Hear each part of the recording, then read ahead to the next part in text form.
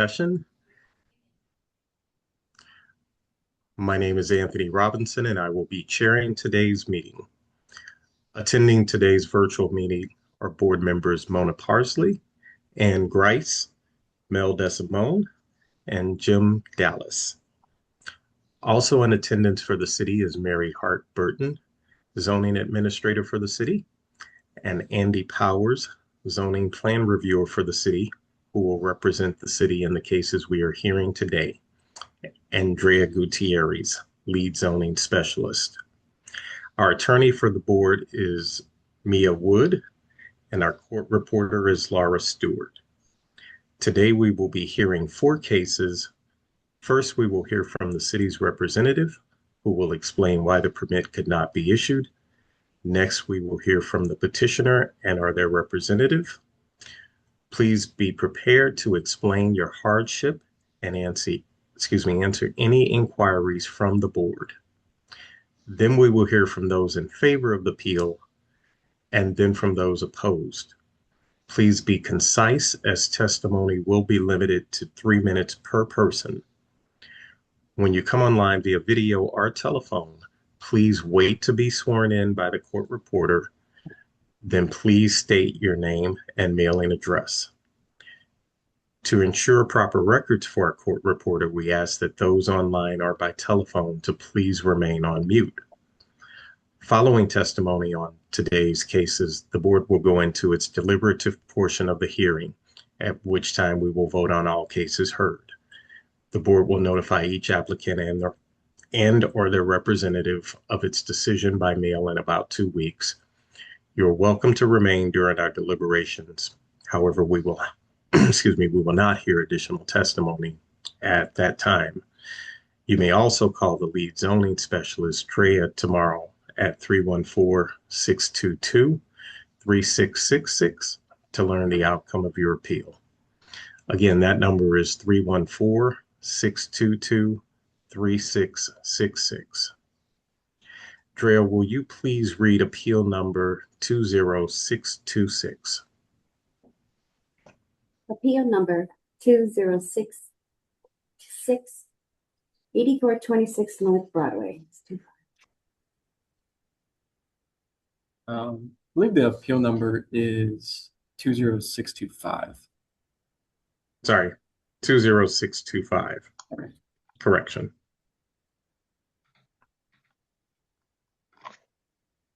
Do you swear or affirm that the testimony you're about to give will be the truth, the whole truth, and nothing but the truth? I do. Good afternoon, board members. My name is Andy Powers, zoning plan examiner for the city of St. Louis, representing the building commissioner.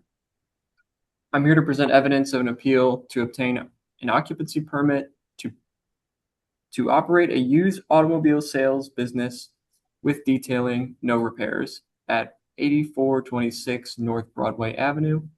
I'd like to present as evidence for this case photos and aerials of the said property, plans for the project, and a certified copy of the St. Louis City zoning ordinance. First, however, we received a request by the applicant to reschedule the hearing. So if there's anyone who is opposed or in favor of this appeal, we'll hear their testimony. If not, Mr. Chairman, they are requesting to reschedule their hearing. Okay.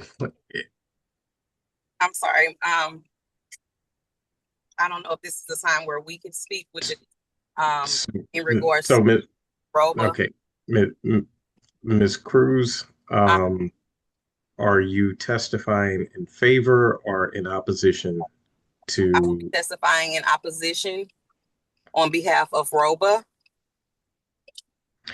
So, did you understand the city's testimony? The owner, the appellant, is looking to reschedule. Well, the connection is really bad, so it's going in and out, in and out. So I don't know if you're hearing me, but I'm only hearing bits and pieces of you all. Yeah, so I hear you just fine. I am I am assuming that everyone else can hear you.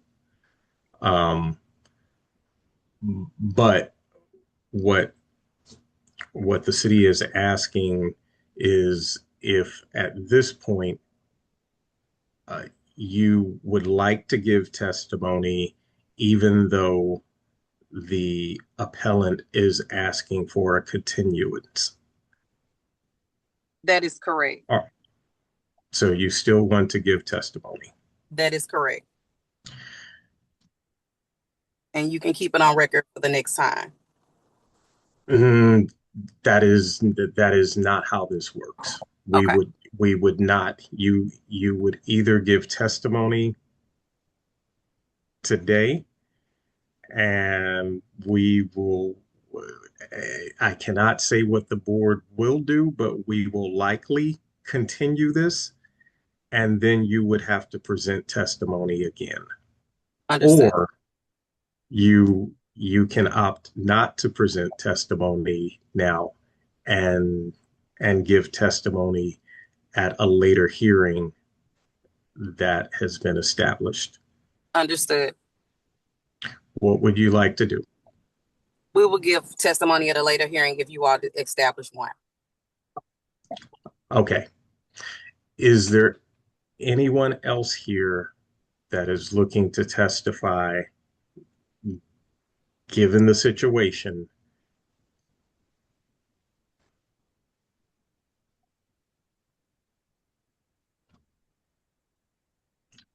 Okay.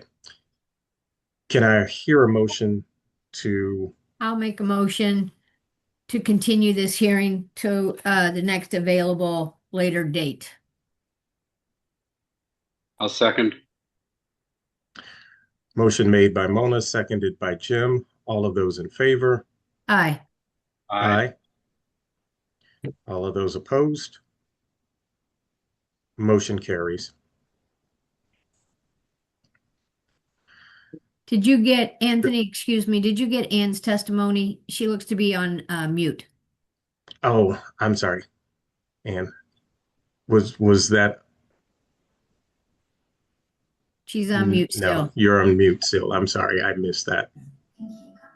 There you There go. you go. There. I didn't oppose the motion. I do have a question, though. Yes. The speaker, the person, the appellant who was just speaking, are we supposed to be able to see them or no on this? So it depends. Typically, if they have a camera, we request that they turn it on when they are sworn in and give testimony. Okay, But there are some instances where they are on a phone and cannot provide. They've called in, and in those instances, they are still sworn in. Okay. It's essentially they are testifying that they do have their hand raised, and they are sworn in that way. okay, So in this particular instance, there was no testimony given. okay, okay.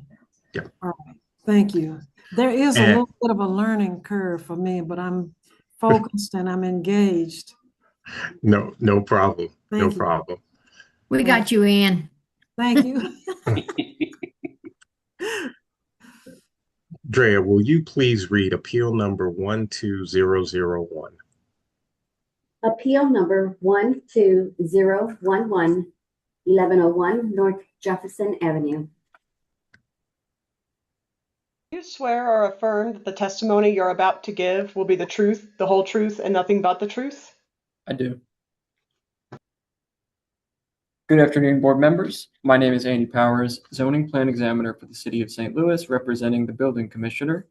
I'm here to present evidence of an appeal to install one ground sign per plans, an illuminated electronic message center at 1101 North Jefferson Avenue. I'd like to present as evidence for this case photos and aerials of the said property, plans for the project, and a certified copy of the City of St. Louis zoning ordinance. Basis of denial for AB 588679-25. The basis for denial of Doorways 2.0 services, care of Adam Garner, with Summit Sign concerning the building commissioner's refusal to issue a building permit, authorizing the petitioner to install one ground sign per plans illuminated with an electronic message center at 1101 North Jefferson Avenue, located in City Block 6969.00. The present zoning for this address is Zone G, Local Commercial District, and it is in the zone of the Geospatial Protection and Enhancement Special Use District.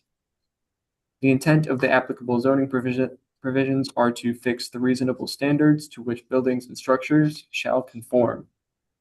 The applicable zoning code provisions are Section 26.68.010, scope of the chapter. These regulations shall govern and control the erection, remodeling, enlarging, moving, operation, and maintenance of all signs by conforming uses within all zoning districts. Nothing herein contained shall be deemed a waiver of the provisions of any other ordinance or regulation to applicable signs. Signs located in areas governed by several ordinances and/or applicable regulations shall comply with all such ordinances and regulations. Section 26.68.020, number 6, definitions. For the purpose of this chapter, the following items, phrasing, words, and their deviations shall have the meaning given herein. 6. Electronic message center. Electronic message center means a sign or device capable of displaying letters, numbers, words, symbols, figures, or images, including graphics, that can be electronically, digitally, or mechanically changed by remote or automatic means.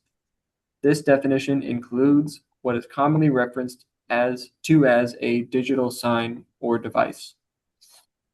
Section 26.68.100, letter C, signs in zone districts G and H.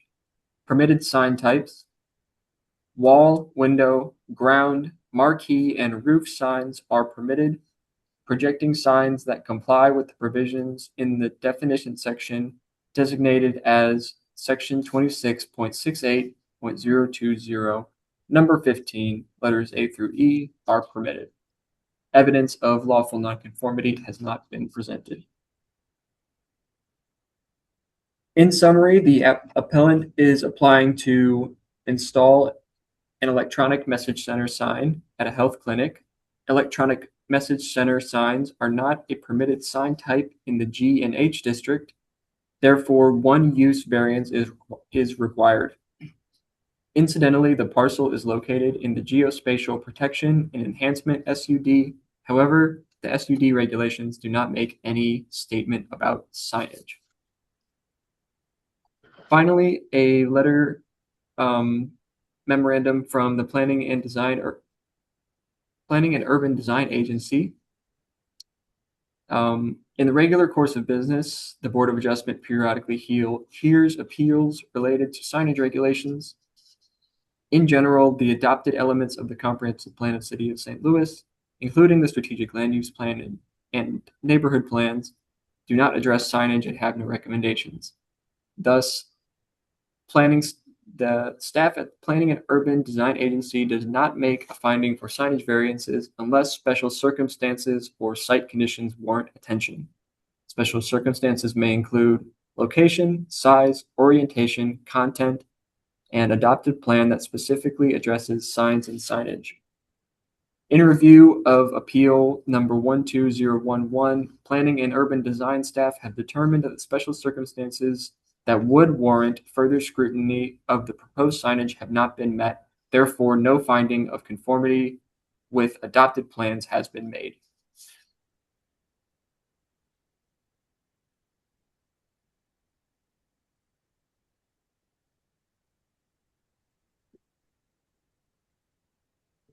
Any board members have any questions?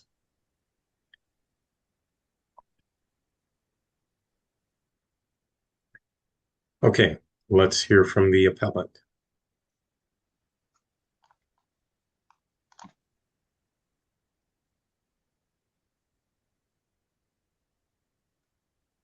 So it's listed as Adam Garner, but I do not, I see an Adam G. Yeah, that's me. Okay, Mr. Garner. Do you have video? I do. Okay. All right, let's get you sworn in. Raise your right hand, sir. Do you swear or affirm that the testimony you're about to give today will be the truth, the whole truth, and nothing but the truth? I do. Thank you. Okay, can you state your name and mailing address for the record? Adam Garner, 330 Southport Drive, Columbia, Illinois, 62236. Okay, proceed with your testimony.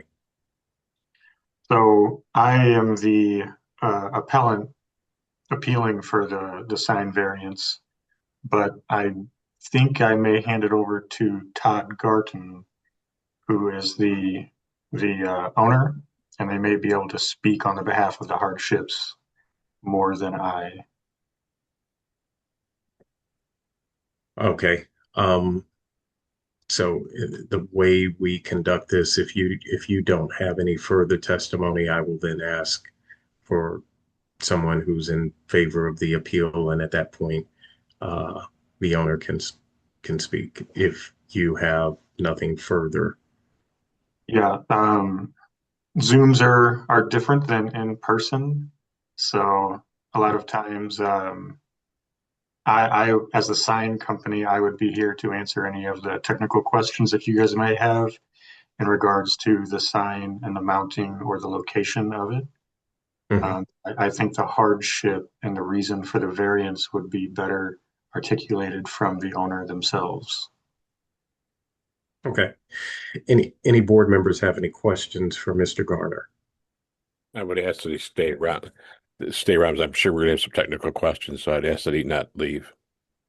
Yeah, Sure. I'll be here to answer any questions. Okay, thank you. All right. And then, Mr. Garner, I will also state that we will get any testimony from the owner and then come back to you if there are any questions. So that you are not trying to respond while the owner is responding. Sure. All right. Is there anyone here to testify in favor of this appeal? Mr. Chairman, my name is Todd Garton and I represent the owner of Doorways. Okay, Mr. Garton, let's get you sworn in. Do you swear or affirm that the testimony you're about to give will be the truth, the whole truth, and nothing but the truth? I so swear, yes. Thank you. Okay, can you state your name and mailing address for the record? Absolutely. Todd Garton, Doorways, 1101 North Jefferson Avenue. Okay, proceed. So the signage variance request is such to promote a health clinic and a pharmacy for folks in the Jeff Vanderloo area that live in a pharmacy desert. We have signage on the building, but it's still inadequate. Folks don't understand what we are or what we serve. And so our request is for a digital sign that can promote moving content, that can promote specials or hours of operation as those change. We're also interested in the ability for the sign to dim so that it's not any sort of obstacle for traffic along North Jefferson, so that at night it would be dimmed, less bright, and then during the day it'd be brighter so folks could see it. And we would be willing to work to make content so there wouldn't be any sort of impediment to traffic as well. It would be on Doorways property, not on the easement or anything of that nature.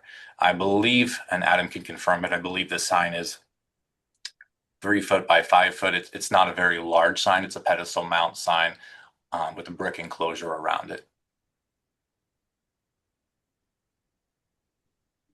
Okay. Any board members have any questions? I believe that we have certain requirements for the sign. If we could have those read and see if you have any questions, if there's something you can't meet on these, they cause hardship, let us know now. So as we go over these things, or if you don't understand something. So Yes. Andy, will- can you I will- can you read those? Yes, standard conditions for electronic message center signs. No sign shall be illuminated that it interferes with the effectiveness of an official traffic signal sign or device.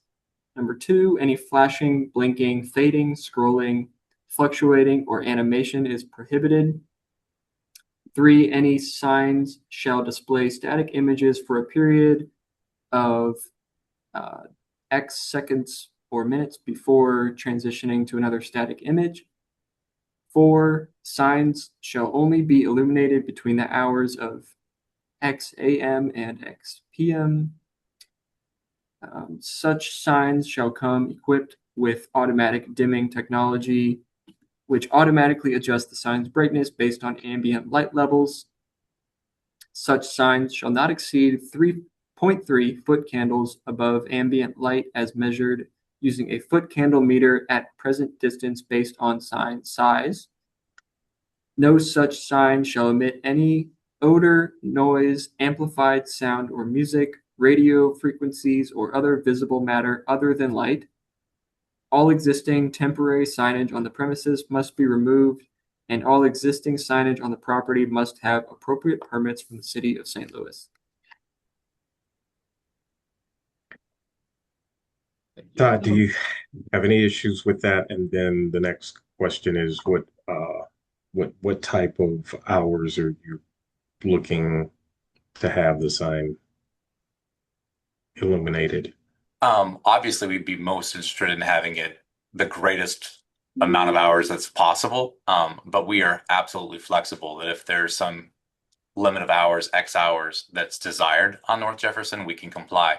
I would just request that we have those details in writing so that I'm actually the one that would be programming those signs as Vice President of Operations at Doorways. And I'm absolutely willing to stay within those parameters of no flashing, things up for an X amount of period of time. That's absolutely no problems. And we are most willing to comply with that. Okay. Board members, any questions? I have a question, Mr. Garten. How long do you feel like you need a message to be stagnant? Do you need it 30 seconds? Do you need it 15 seconds? That's where we're getting into that flashing and how long you need a stagnant message up there. Have you given any thought to that whatsoever? No, I do think it needs to be up there longer than not because, even just traffic, you're talking about flashing. I'm talking about someone driving 60 miles an hour on North Jefferson. So I'm not interested in a short period of time. I'd prefer So a long. what I want to know is what is 15 seconds. You can do it as long as you want, but what I'm at is how short. Yeah. I don't want it any longer than 15 seconds. You can do longer if you want. Yeah, we've had really in the 15 to 30 seconds gaps, depending upon what the content was, that if someone was trying to get a phone number. So really nothing that was shorter than 15 for sure. Okay, fantastic. And I just want to get on the record from what I thought I heard you say, you thought this sign was 3 feet by 5 feet. And I want to just clarify with Adam, since he's the maker of this sign, I saw it was the messaging portion of it was 3 feet by 8 feet. The height of that sign is a total of 5 feet high. Adam, would you please chime in on that for me? That's correct. It's a 3 foot by 8 foot wide with a total height of 5 feet. Okay. So the messaging portion of that is 3 feet by 8 feet. I just want the record to be correct. Thank you. Yeah, that's 24 square feet. Okay, that's all I had. Thank you. I I have a question, Anthony. Yeah. Hours would like 6 a.m. to like 11 p.m. work for you to have it That on? question is for you, Mr. Garten. Oh, I'm sorry. I thought Anthony, I heard. No, Yes. from Yeah, 6 a.m. to like 11 p.m. that's absolutely reasonable. Absolutely. Okay, No problem with that. thank you. Ann, So I'd like to know, and it may be in here, I'm new to this. Is there a photo or video of the proposed sign?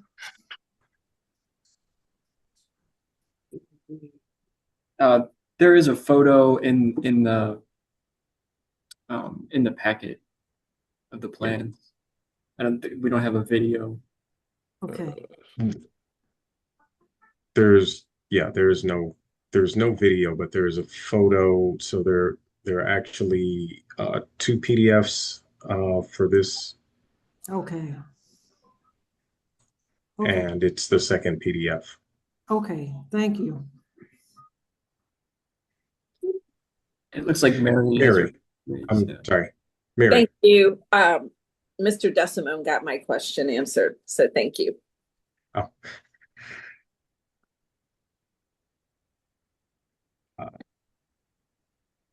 Does the board have any other questions?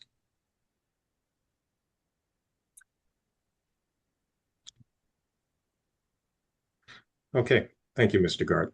Thank you for your time. I appreciate it. Is there anyone else here to testify in favor of this appeal? Hi, I'm the pharmacist at Boca Pharmacy with working with Doorways. So Sure. Ms. Holland, let's Yes. get you sworn in. Okay. Raise your right hand. Do you swear or affirm that the testimony you're about to give will be the truth, the whole truth, and nothing but the truth? Yes, I do. Thank you. Okay, can you state your name and mailing address for the record? Yes, so Erica Holland, and it's 1101 North Jefferson Avenue. Okay, proceed with your testimony. Yeah, so kind of just like what Todd said, we do call it like a pharmacy desert. So if I have to, recommend somebody go somewhere else, it's usually like all the way the Walgreens on Lindell. But I think like what Todd said was people just don't know we're here, and we just don't serve like only like Doorways patients. We can serve anybody in the community with any of their retail pharmacy needs. We offer free delivery. So I think it's just really beneficial that people in this area right here just would know what we are, what we offer. We prepackaged medications, so it helps with compliance. And overall, I think, just one of our barriers is letting people know that we're here and we're here to help them, and they can walk in and ask questions. We have over-the-counter things. So just to help serve, the people that are in the nearby area, even the NGA people, like whoever needs it. So I support the sign.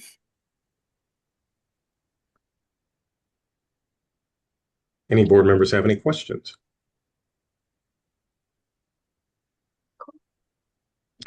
Thank you, Ms. Holland. Thank you. Is there anyone else here to testify in favor of this appeal? This is Opal Jones. I'm the president of Doorways, and just want to echo what my colleagues have said about the sign. Okay, Ms. Jones, I have to Yes. get you sworn in before you can Okay. give any testimony. Definitely. Please raise your right hand. Do you swear or affirm that the testimony you're about to give will be the truth, the whole truth, and nothing but the truth? I do. Thank you. Okay, Thank now you. I need you to state your name and mailing address. Absolutely. Prior to Thank testimony. you. We definitely want to be official. My name is Opal Jones. I'm the president of Doorways at 1101 North Jefferson Avenue, 63106. Okay, proceed. Yes, like I said, I wanted to affirm what my colleagues here have said about the pharmacy and also our clinic, and how intentional we were to place both of these healthcare items within the North Jefferson corridor, as we all know, which is a services desert. It's approximately 2 square miles before you get to another pharmacy, with the pharmacy on the Walgreens on Page having closed.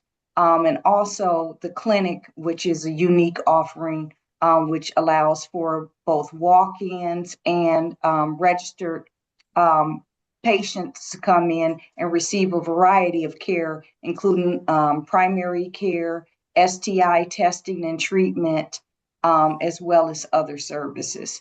So what we're trying to do is to fill a void where there weren't these services presently, and it would be very helpful for us to let the community know that we are there. And the sign is just one way to do it. Okay. Any board members have any questions? I do, Anthony. I'm sorry, my video is off at the moment. Yeah. Perhaps this is for Mary or Andy. Just how far does the NGA? It's a zone. I can't remember exactly what was called in what Andy was reading. But how far does it extend? Does it end at the same block where Doorways is, or does it go farther? So the NGA is a special use district, which is an overlay district that was established for that development. Its boundaries are a 500-foot radius completely around the NGA site. So when you're looking at it on a map, the NGA site looks kind of like a donut hole, and then it goes a 500-foot boundary around that. So I cannot say this street, that street, this street, because it's a bunch of streets. Okay, I'm just trying to envision whether that encompasses the residential areas behind Doorways, and whether it's likely to. But. Okay. I don't have it in front of me, but I can get a map and look at it. Unless any of the other board members feel this is important, I think you've answered my question. Thank you, Mary. Thank you. Any other board members have any questions?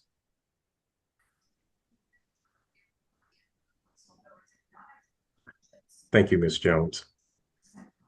Is there anyone else here to testify in favor of this appeal?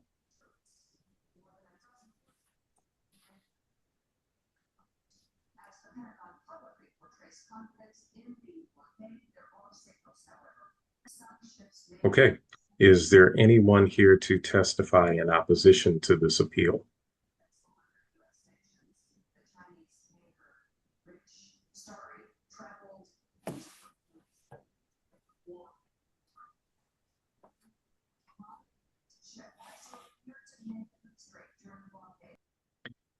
Hearing none, I will read into the record exhibits, certified copy of the zoning ordinance, appeal to the board, basis of denial, meeting notice letter, City Journal public notices, photographs, Sanborn maps, memo from Planning and Urban Design, memo from Rob Orr, SVP, Real Estate Development, SLDC, and 4 letters of support submitted by the petitioner.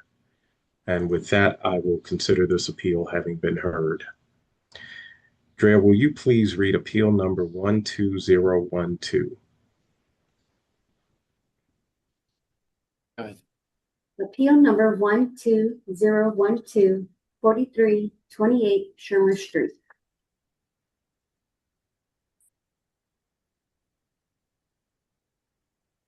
Do you swear or affirm that the testimony you're about to give will be the truth, the whole truth, and nothing but the truth?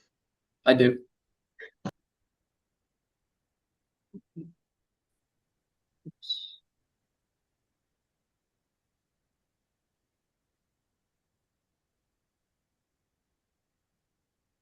Good afternoon, board members. My name is Andy Powers, zoning plan examiner for the City of St. Louis, representing the building commissioner. I'm here to present evidence of an appeal to construct a detached carport per plans at 4328 Shermer Street.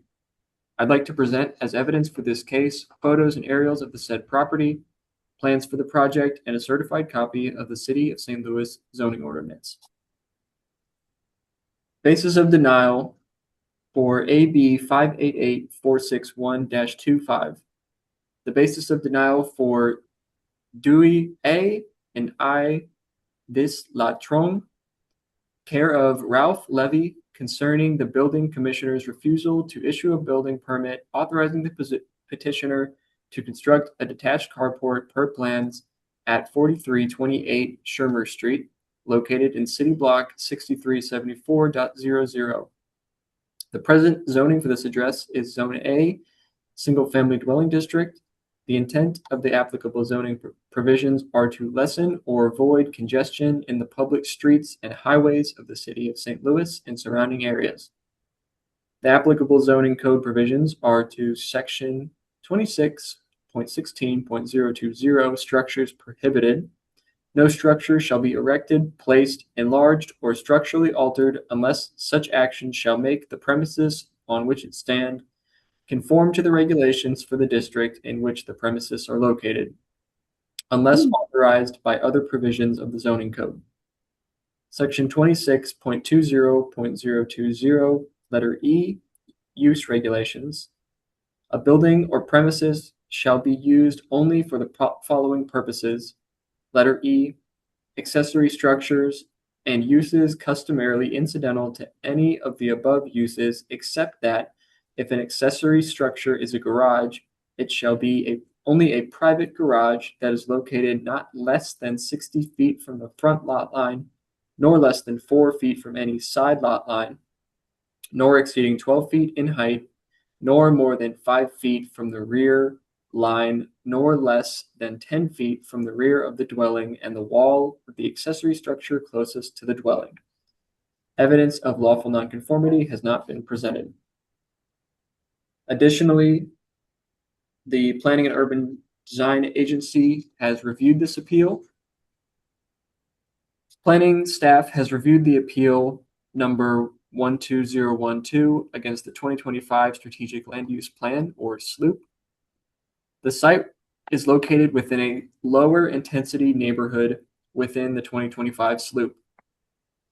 Houses in these areas may have driveways leading from the street to a garage, often due to a lack of alley access. Granting of this variance would be in keeping with the designation's intent to allow off-street parking without alley access. Planning staff finds the request of appeal number 12012 is in keeping with the city's comprehensive plan. Are there any questions from the board?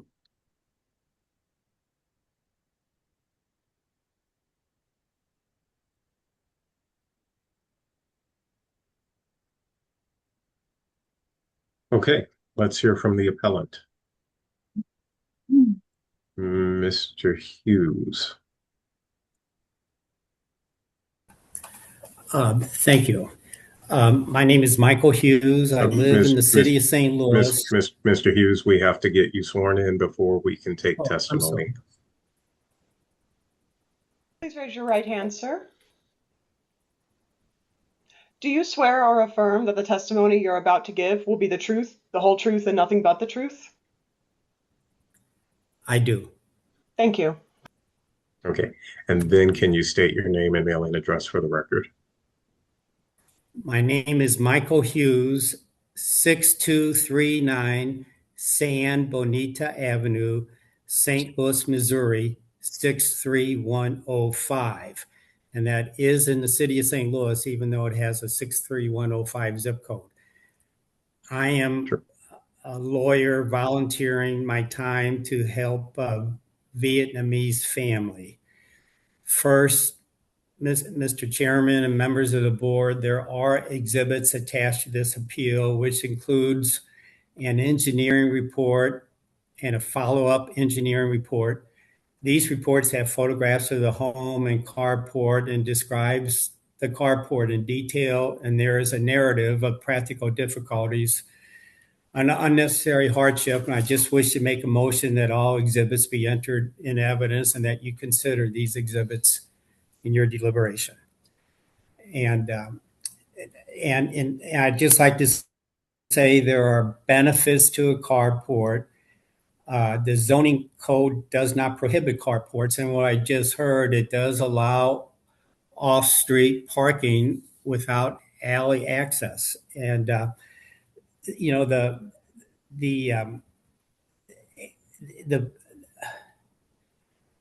this carport was installed completely on a driveway, completely on the homeowner's property. It is not just a practical difficulty, but I think we will show it is physically impossible to have a carport 4 feet less than 4 foot less width. Again, the carport does not infringe on the property of the adjoining property owner. Isla and her husband both work part-time. They have 2 children, 2 girls in grade school, and they haul them around, so they need 2 cars. They both work full-time. Cars parked on their street have been broken into and stolen. When they park on the driveway, it is exposed to sun, rain, ice, snow, bird droppings. So those are benefits of a carport. They live just several houses away from the street called Morganford, and they learn of a friend named Tony Wynn, who lives at 8050 Morganford, who has a carport purchased from American Steel Carports. And Isla has a friend who lives directly across the street from her. And so Isla and her friend both decided that Tony's carport is a good idea. Isla has trouble with English, so she asked Isla to help her contact American Steel Carports to purchase and install. They did all the installation of the carport, and it cost them over $5,000. And sometime after it was installed, a city inspector came by and left a note which said, quote, "must get building permit," unquote, and left his name and phone number at City Hall.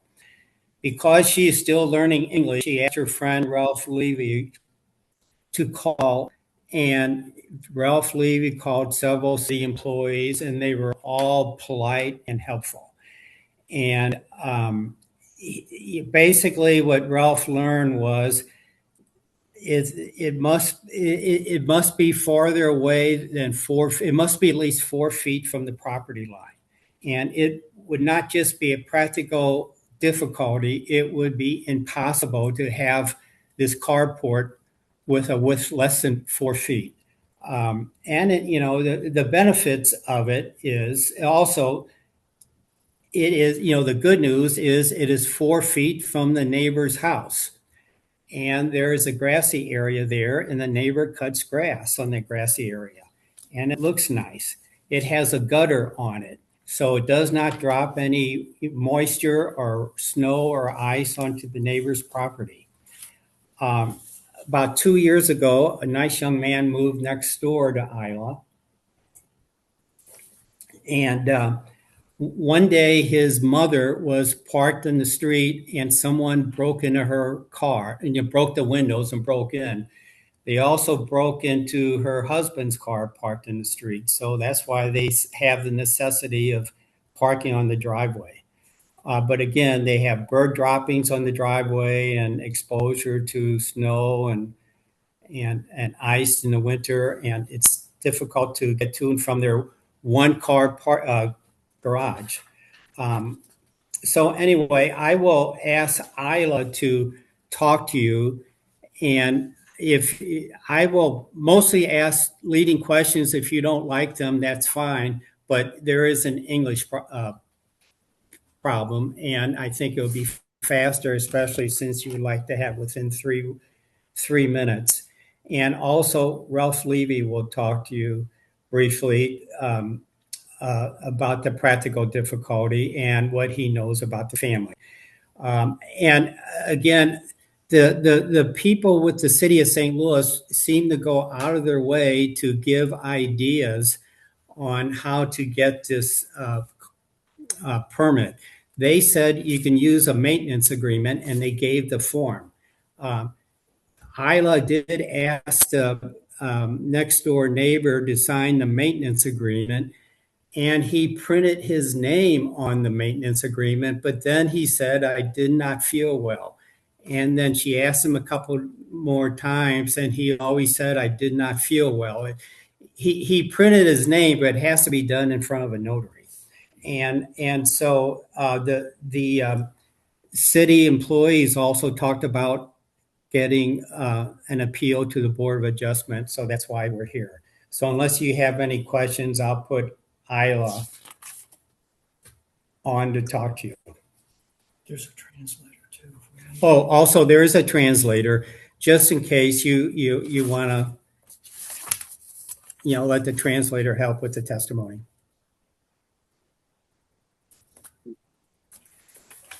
Okay, Here's so Isla. okay, so not knowing exactly how much English she has or speaks, we will need to get her sworn in, which can either be through herself or through the translator. Well, May I- she may I does ask some understand a questions, lot of Anthony? English. Oh, okay. So, Anthony, Isla, while I'm sorry, Jim. while Mr. Hughes is sworn in, may I ask him some questions I think he could answer? Sure. Yes. Thank you, Mr. Hughes. So you could not get the maintenance agreement from the next door neighbor, correct? Well, I guess I'm just reiterating that because you just stated that. The garage of the carport actually is built all the way to the edge of the property. Is that correct? So where the concrete pad ends, is that the edge of the property? Yes. But again, the carport is only on the driveway. And if I could also say, the purpose, what the wording of the maintenance agreement is that it gives permission for limited access to get onto adjoining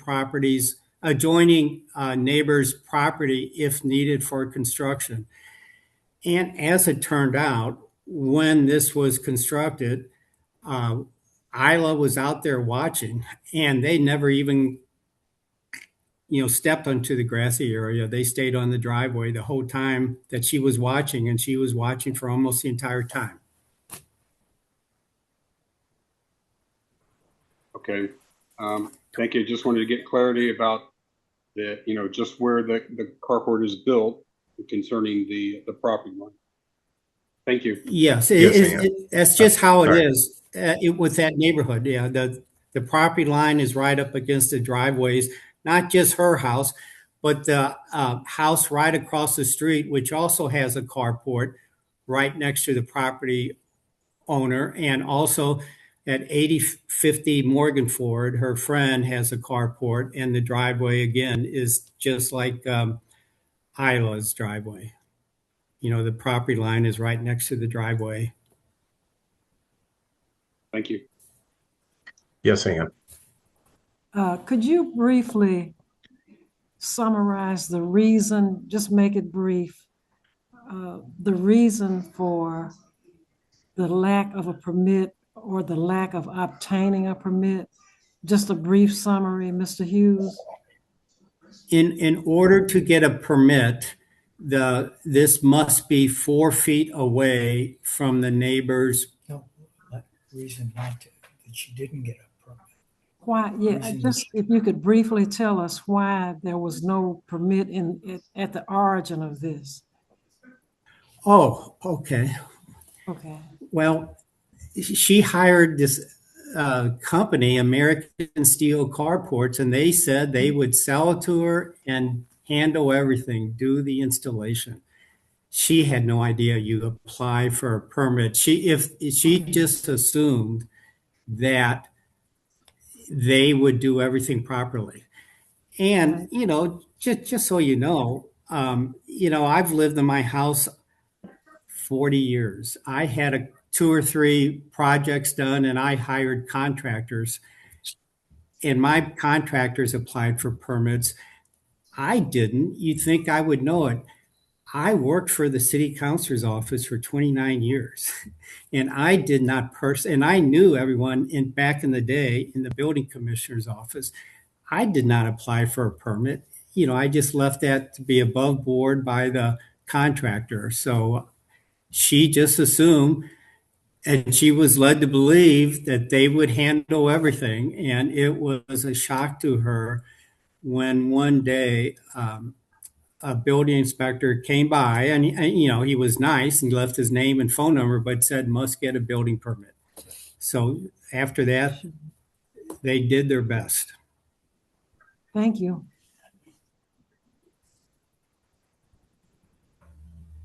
Any other board members have any questions for Mr. Hughes? Okay.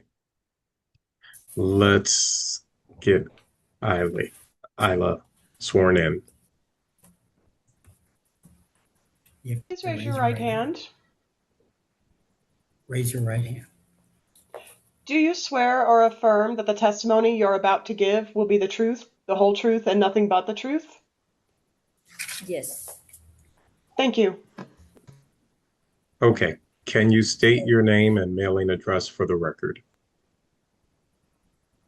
My name Ayla. Your address. My address 432A Sherman Street, St. Louis, Missouri 63116. Okay. You can proceed with your testimony or have your translator. Well, if you don't mind, I will help her with her testimony by asking leading questions, or some questions will not be leading. But just a background, you live at 4328 Shermer with your husband and 2 children who are both girls. Is that correct? Yes. And this is a 2-bedroom house. Is that correct? Yes. And you have been employed for 10 years at a nail spa in Rock Hill, and your husband has been employed for 14 years as a welder at a company on South Broadway. Is that correct? Yes. Your husband, you speak English as best you can, but your husband speaks no English. Is that correct? Yes. Okay. So your husband cannot take off work. Is that correct? Yes. Okay. Now, just quickly, a couple of examples of problems with vehicles parked on your street. Is it true that a neighbor on your block, a woman, was warming up her car on one winter morning? And if so, tell us what happened to the car. Yes. What happened to her car? Somebody stole her car. Okay. And the man who lives next door to you is named Andrew Whithouse. Is that correct? Yes. And did his mother at some point, move in either temporarily or full time? I don't know which, but did she park her car in front of the house? Yes. And what happened to her car one morning? I saw like 2 guys came and look around and broken her car and take something. Did they break the windows? Yes. And you saw this on the Ring camera, is that correct? Yeah. So you saw it after the fact? Yeah. Okay. On my camera. And then one morning, I don't know if it's your car, your husband's car, was parked on the street, and did something happen? Yeah. Someone come to look around and try to open my husband's car, but they cannot, and they gone. Okay. And so now there are problems. You just told the board about parking on the street, but on driveway, you do have a 1-car garage. Is that correct? Yes. So 1 vehicle could park there. Is that correct? We cannot, because we have a lot of stuff in there. Oh, okay. So anyway, We don't use. so parking on the driveway does have exposure to, winters, snow and ice and rest of the time bird droppings and sunshine and rain. Is that correct? Yes. Okay. And then how did you learn about carports? I hear about my Tony neighbor friend. Okay, this Tony neighbor friend lives at 8050 Morganford. Is that correct? Yes. You could walk to that Yes. house if you wanted to. Okay, go on. And does Tony have a carport? Yes. Okay. And what about, is there someone across the street from you? Yeah, she have to. And she has a carport too? Yeah. Okay. And I've told the board that you have trouble with, trying to express yourself in English, or sometimes people have trouble understanding you. How did you order carport from American Steel Carports? Tony Nguyen, he take care of car park for me and my neighbor. Okay, so he did the ordering, is that correct? Yeah. For both you and the woman who lives across the street from you, is that correct? Yes. Okay. And then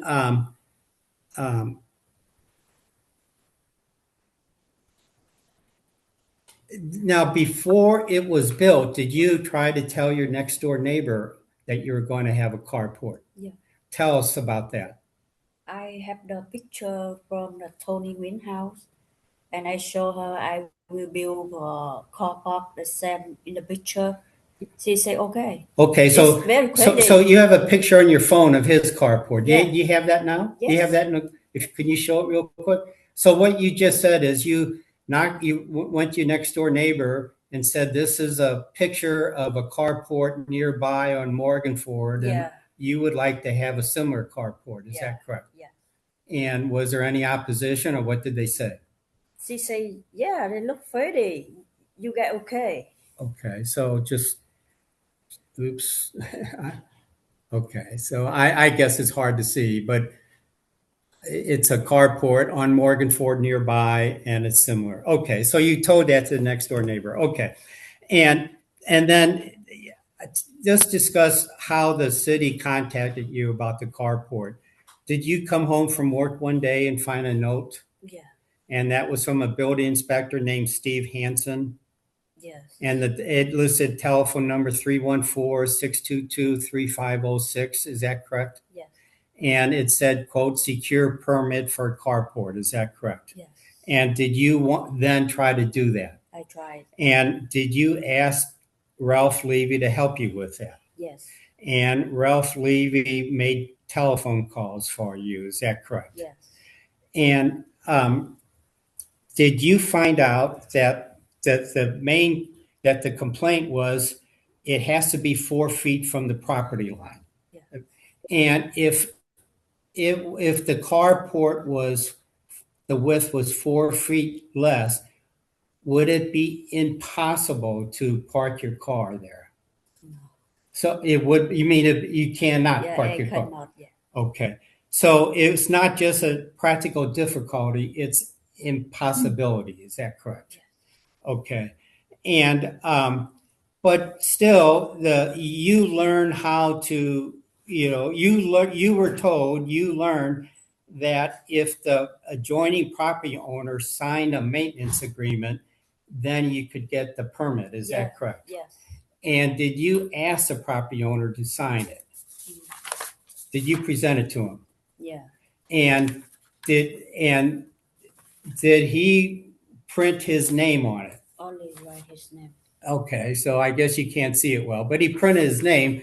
But did when you told him about a notary, did he tell you he wasn't feeling well? He not feel well. Yeah. So he did not want to sign. So so did you again ask to have and tell us about that? Yeah.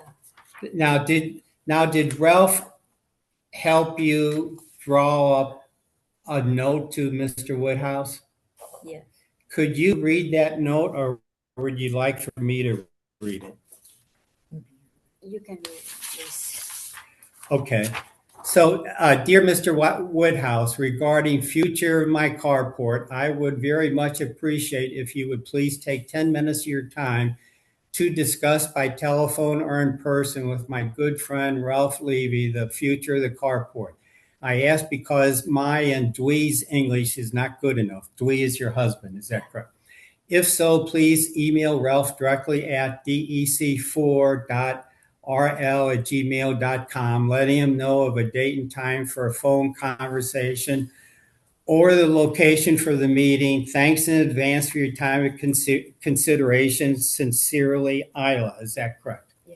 Did you put that? I put in his mailbox. Okay, and then what did he do? And like the night time, he wrote down the letter, my letter like that, and he wrote, "I'm not feeling good" to sign, and he put more on my. So he put in your mailbox and he wrote, "I'm not feeling good." Yeah. Okay. Has he ever complained to you about water, snow, ice, anything with regard to the carport? No, he never say anything. And the carport does have a gutter on it. Is that correct? Yes. And the gutter has a downspout. Is that correct? Yes. And if there is water goes on it, the downspout drops water onto your property only. Yeah. Is that correct? Yeah. So as far as you know, there is no problem or inconvenience. Is that correct? Yes. So the only reason you did not get the maintenance agreement is, well, number one, Mr. Woodhouse' mother said, okay, fine. And number two, Andrew Woodhouse signed, printed his name, but he said he wasn't feeling well with regard to the notary. Is that correct? Yes. And then as far as a practical difficulty, if it was 4 feet closer, it would be impossible for cars to park under. Is that correct? Yes.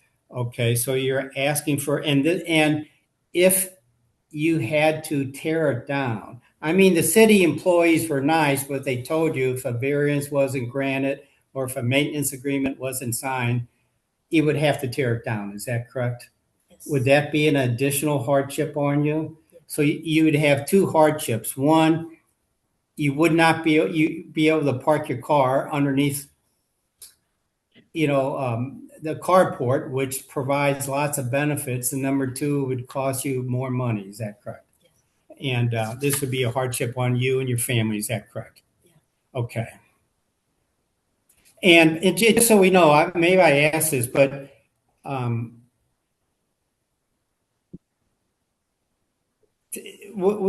the carport was constructed, did you watch the people do that? Yes. How many men did it take to do that? 3 men. And did they start one day in the afternoon and return the next morning to finish it? Yes. And did you watch them? Yes. Did they stay on your driveway the whole time they constructed it? Yes. Okay. So even though the maintenance agreement would have given permission as necessary to briefly enter the grassy area, as far as you know, they did not even do that. Is that correct? Okay. All right. And will you try to answer questions if they have any questions? Okay. Yes. All right. You speak up though. All right. Thank you. Mona. I have a question. In the pictures that I'm looking at, it looks like there is possibly a garage already on the property at the back behind the carport. Is that yours? Is that your garage? Yes. Yeah. And here's another picture of it, but you can see at most it's a 1-car garage. So, In the past, did people park on the driveway or did they always park on the street? Others in your family? did you understand the question? Yes. What's your answer? Sometimes we park in there, and sometimes because I work different time with my husband. Sometimes he go home early and he park the street, and I park in my yard. What prevents that And problem? if I could, oh, I'm sorry. Go on. What prevents that problem from occurring now if you're in the driveway and he's behind you? And I don't understand the difference. Yeah, because he go work early in the morning, and I go work like at 9 o'clock. And he go home early, and I go home later. That's why we're not the same time for to Right, move so the he's car. in, Driveway, they didn't park in the street anymore. it kind of works the same way whether there's a roof over it or not. Right? No. No. Why not? She said no, but she said no. But as we said before, there are benefits to having a carport. The city zoning code does not prohibit carports. It only says it has to be like within 4 feet, more than 4 feet from the property line.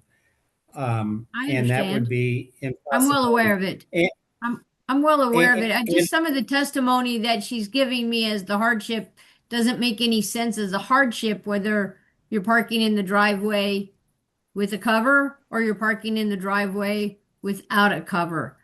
Did she bring the document showing that the neighbor printed his name on it? Is that part of the testimony? I didn't see that. Well, here it is. I guess I Okay, I see that. found Thank out you. from her. I found out from her, what we told you, that he printed his name, and she took a picture of it. So I just have a picture of it. So that's the best I can do. No, and that's and fine. just so you know, just so you know, she can confirm this if I'm misleading you, but Isla, in her small backyard, she grows tomatoes and peppers and Vietnamese vegetables, and in her, small one-car garage, she stores, the gardening equipment, and just, again, she's a family with 2 kids and in a tiny house, and they store other things in the garage too. Again, this is a family of 4. Okay, thank you. Yes, Ann, you are muted.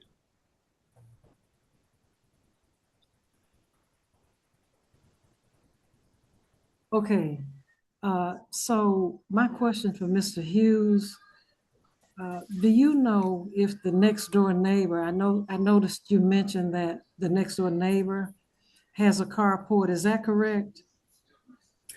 No, across the street.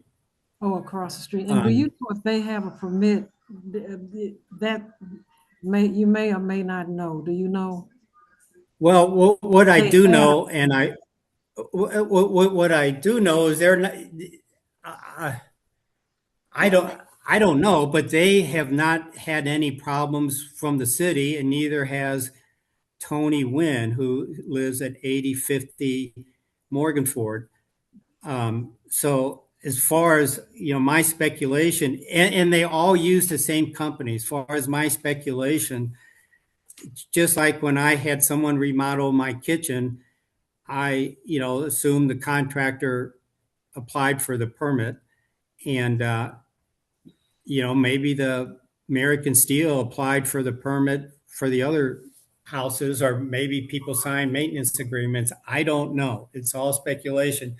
But they've never had any problems with the city, neither Tony nor the woman across the street from Isla, who have essentially identical carports in essentially identical locations right next to the property line of the adjoining property owner. Okay, and then my second question is the incline of the carport. It appears that it's inclined where water would go straight down, or snow or ice on the property the property adjacent to it. And that might be, is that a component of why the code is established to have the distance from one property to the other? Yeah, I understand your question. And it's a good one. But as I said, it has a little incline, yes, but it inclines into a gutter. So, rain or snow and ice, when it melts, would go into the gutter. And then the gutter, inclines to a downspout in the rear, and the water comes out onto the property of Isla. It does not go onto the property of the adjoining property owner. Okay, so I think it's a very well-constructed carport, and it's very strong. It's made of steel, but and I think what the engineering reports tell you, and what Ralph was going to emphasize, is the engineering report says this carport was well constructed using proper, standards of construction. But again, you made a good point, but apparently American Steel Carports thought of that possibly being a problem for anyone, and that's why it's well constructed with gutters and downspout in the rear. My only response to that would be that gutters and downspouts, if we had, let's say, a heavy rain, like the type of weather that we've been having, they can only do so much in terms of ice, snow, and heavy rain. So that was one of the reasons for my question. And then the other defense that you had was about car theft. You mentioned car theft in the surrounding area. Is that correct? And was that right next door? Right. Okay. Oh yeah, on the street. Yeah. Okay. Car theft across the street. Okay. So my question would be, a carport as opposed to an enclosed garage, how would that carport protect a thief if they wanted to steal the car? They just, it's open, it's wide open. They could just walk right up and do the same thing they would do on the street. So I'm wondering how that's a defense. And I do want to preface what I'm asking by saying I would hate to see this structure have to come down, especially after the expense. She has a family, all of the above. I'm very sympathetic to that. And I don't want to see that happen, but I'm just wondering if, your defense of when you talked about car theft, is that a defense in this instance with an open carport like that? I would just like to say that for someone, just stealing a car that's on a street is one thing, and stealing a car that's on private property is, something else. So, I just think it's much more often that cars park. If a car is going to be stolen, it would be on the street. And I've lived here 40 years, and I had my car stolen one time, and that was my car that was stolen. That was parked on the street. That was stolen. And that car was my mother's car that, she gave to me when she passed away, but that car was stolen, parked on the street. Now, my cars parked on my driveway have never, haven't been stolen. People have Ring cameras now on their private property often. And with regard to the gutter, you make a good point about a heavy rainstorm, but at my house, my next door neighbor is, my next door neighbors are just several feet away from my house. And, I have gutters and, I have water, I have rain, big rainstorms, I have snow and ice, and I haven't gotten any complaints from my neighbors about problems. I guess that's the purpose of gutters, nothing is perfect, but they generally serve their purpose. Thank you. And thank you for your questions. Jim?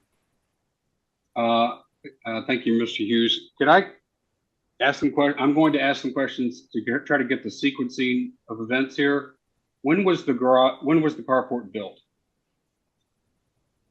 May of 2026. I'm sorry. May of 2025. Mr. Levy, I cannot get testimony from you as you have not been sworn in. And while I appreciate Jim's question, we cannot do that in this order. So, if I could just say, I think it's May 2020. It was last May, and then maybe in July she got the note from the city building inspector. from what I've been led to believe. But does that sound right to you, Isla? Yeah. I'm sorry, speak up. What did you say? Yeah, I have last year, and Okay, someone this is come very to. helpful. Well, I can Okay. clarify. And actually, Ralph Levy does have a timeline once he gets sworn in. I believe he does. Well, I think these questions that I have should be able to get answered by you, Mr. Hughes or Arlie. She said that she spoke with Mr. Woodhouse's mother and showed her the picture from the carport on Morganford. Is that correct? Yes. Was that before? Yeah. She spoke. This was before she paid money to install a carport, and before her neighbor across the street did the same thing. Yes, it was before. Okay, so she showed that to Mr. Woodhouse's mother. Obviously, well, it was before the carport was built. Yes. Okay, thank you. And then she asked Mr. Woodhouse himself to sign and get notarized the maintenance agreement after the carport had been built. Is that correct? Yes, that's after the city inspector came by and said, he left a note saying, must get permit. And then again, the city employees were very helpful in giving Ralph Levy the form and, of what the maintenance agreement should look like. And again, the purpose of the maintenance agreement is if they have to go into their property, which as far as anyone knows, they didn't have to anyway. They did not go on to it anyway, but. Okay. And I just want to make note that according to the city's records, Mr. Whitehouse's mother is not an owner of the next door property. It's only lists Andrew Whitehouse. You're absolutely correct. So Isla went and rang the doorbell, and as it turned out, Mrs. Woodhouse came out, the mother. But yeah, the owner of record is the son, Andrew. You're absolutely correct. Thank you, Anthony. That's all I have. She did her best. That's all I can say. But the point is, I assume that Mrs. Woodhouse, the mother, would talk to her son. So I just don't think this was a surprise to Andrew Woodhouse. And I should also point out that she testified that he has never complained to her about any problems with the carport. Or caused by the carport. No. Any Okay, problems caused by. I'm going to make a couple of points of clarification. Yes, 4-foot setback is required. 3 feet of which is required for fire code. Otherwise, you have to do specifics such that the structure complies with the fire code. This structure is thankfully metal and wouldn't apply. Another thing that I would point out is that if the structure is built up to the property line but not over it, that at some point to replace or even install the gutters would require that you be over the property line if the structure comes right up to the property line. Neither here nor there once we get to deliberations, but as a point of clarity, you would in fact have to be over the property line to do maintenance on the gutter or even to install it. Any other board members have any questions?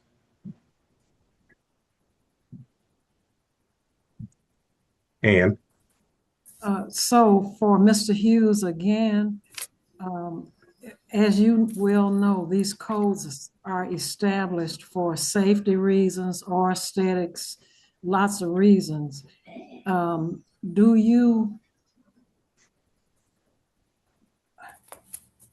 feel, or are you aware of any issues with the carport that might lend it to having safety, life safety issues, etc.? No, and just for clarification, I know it was just said it's metal, but it is steel. I guess the gutter is a metal gutter, just like my gutters are, but it is all steel. And it's a very, strong steel too. And it's all in the engineer's report, the gauge of the steel. And, again, it was purchased from American Steel carports. And again, So I think it's a very safe structure. I think we understand, Yeah, Mr. okay. Hughes, and I was not specific because I don't have the specs in front of me. I only know that it is a metal carport, but not exactly what that material is And beyond as far as aesthetics are concerned, Isla told you that we are not considering, Mr. Hughes, we are not considering aesthetics here, so we don't need testimony on that. But it looks nice. Thank you. Do any other board members have any questions?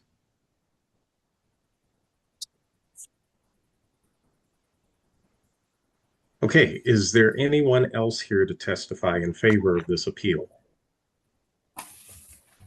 Ralph Levy. Mr. Levy, let's get you sworn in. Raise your right hand, I'm sir. ready. Do you swear or affirm that the testimony you're about to give will be the truth, the whole truth, and nothing but the truth? I do. Thank you. Okay, can you state your name and mailing address for the record? Yes, my name's Ralph Levy. I live at 6218 Southwood, one word, Avenue, City of St. Louis, Missouri, 63105. Okay, proceed with your testimony. Thank you.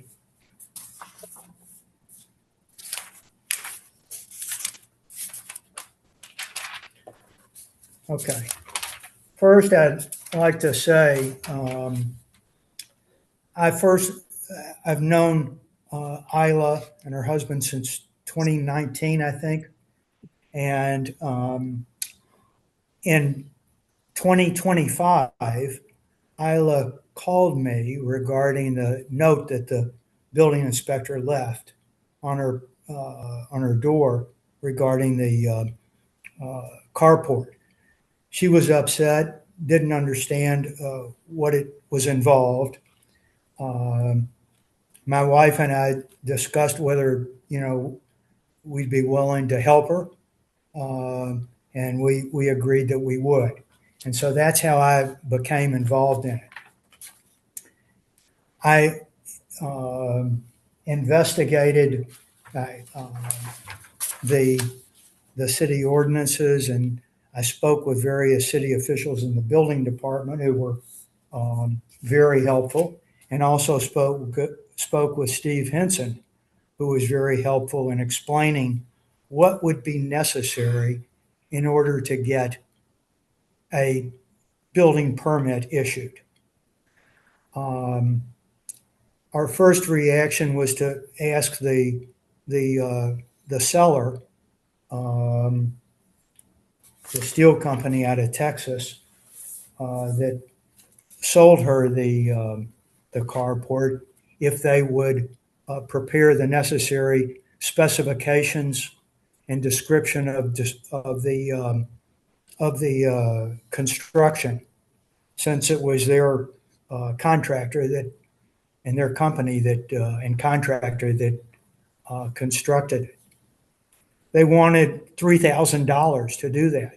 which I thought was terribly expensive given what she'd already paid and also how frequently they do this. So I suggested that we just hire a local engineering firm to inspect it, write a report, and we'd submit it to the city if it was, and get the information about the construction to the city. And that was done, and those should be in the file.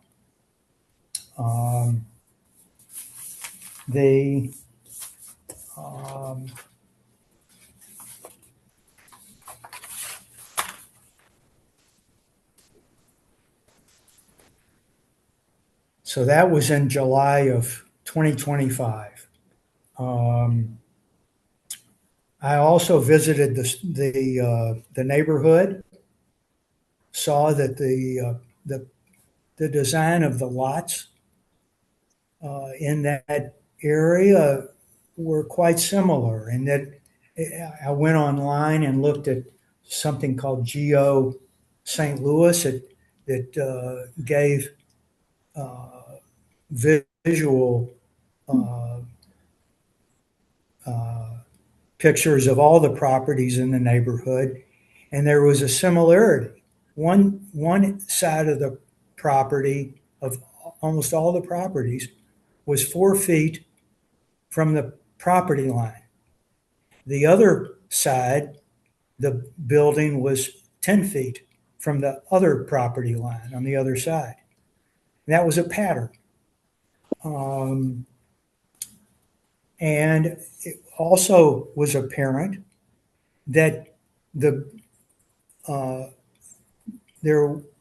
when the property was developed, which I think was some years ago in the 1950s even, and I don't know, but for the driveway and a garage were pre-existing for many years prior to when Isla bought the property. And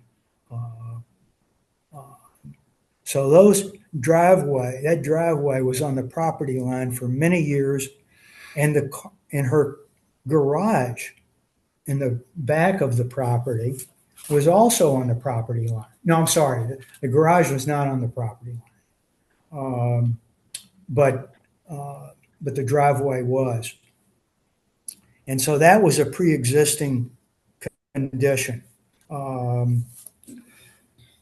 And it was natural, after Isla learned about the carport possibility, that it would be constructed on the driveway.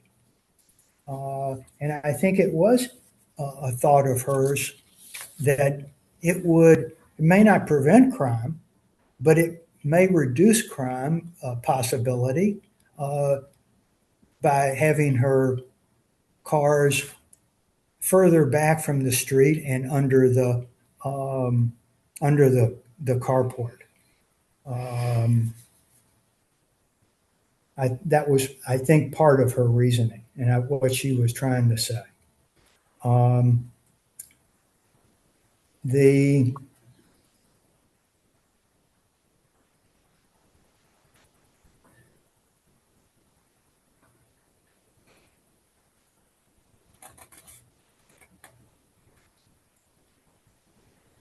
So I understood the requirement of the side yard setback as was indicated, and I looked at the property and determined that it would be, if you had a 4-foot setback, then the carport would be 6 feet from the side of the house. And it would be a physical impossibility to park either of her cars under a carport that was only 6 feet from the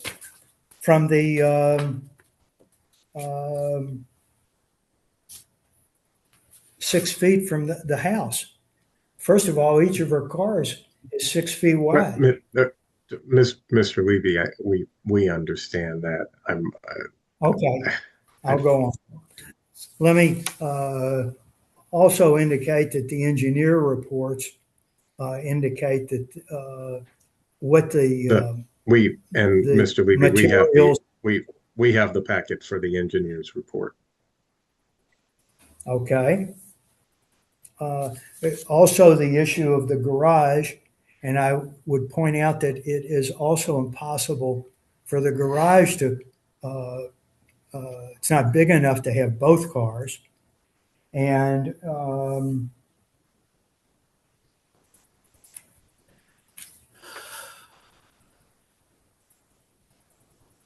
any questions? Let me look here. In the meantime, do you have any questions that I might answer? I have a quick question. I have a very quick question. Okay. Did the company that installed the carport promise a permit in their process? I can't answer that. I can't answer that. I think Isla just assumed that they would take care of whatever is necessary. She's not familiar with the requirements of needing a permit. Did I hear Mr. Hughes say that in the beginning? I think that this is all speculation. All we know is that the assumption of the owner was that in taking care of everything, building it, that whatever requirements were there, they would do that. But this is all speculation. And if I may add, the same company installed the carports at the house directly across the street from her and at 8050 Morganford, and there have been no problems with the city for either of those. And that was Mr. Hughes, for the record. Yeah. Yes, I'm sorry. Yes. Thank you. I have one question for Mr. Levy. Anthony? Yes, Jim. Yes. So, Mr. Levy, you were not hired until after the carport had been built and they were seeking the permit. Is that correct? The only thing I would quibble with, I was not contacted until after the carport was built. I volunteered my efforts, including the retaining of the engineering firm and submitting that. I was not hired. Maybe it should use the word engaged. You were engaged after the carport had been built to assess. I would say I volunteered, and she agreed. Yes. Okay. Thank you.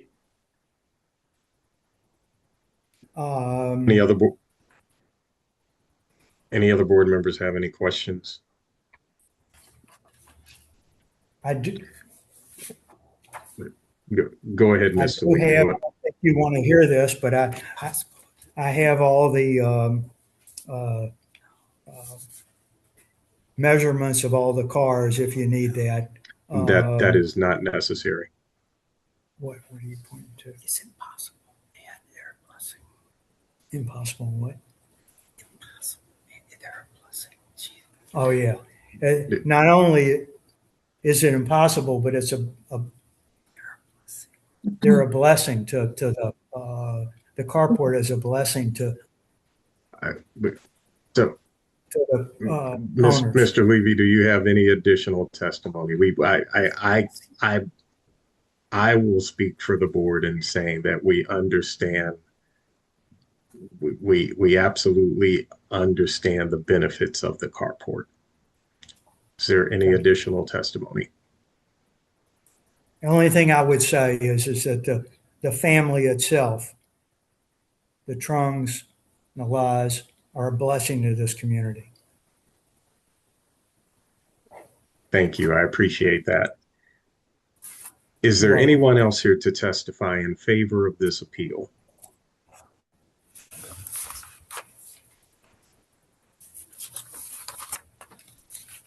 Not that I know of.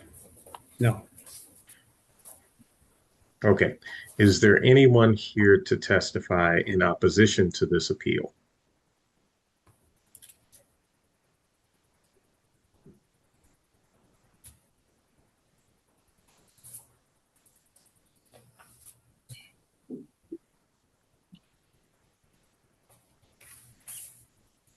Hearing none, I will read into the record exhibits, a certified copy of the zoning ordinance, appeal to the board, basis of denial, meeting notice letter, City Journal public notices, photographs, Sanborn maps, memo from Planning and Urban Design, a letter dated October 13th, 2025 from Chris Vollmer, project engineer, letter dated October 24th, 2025 from Chris Vollmer, project engineer, and a site plan submitted by the petitioner.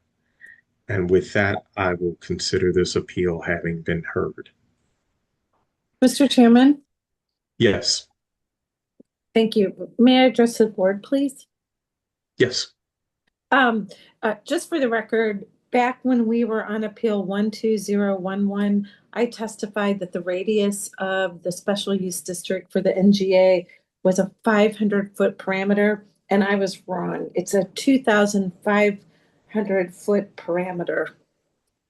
So it's even greater. Okay. I just wanted the board to be aware that I had given you the wrong information. Thank you. I appreciate that, Mary.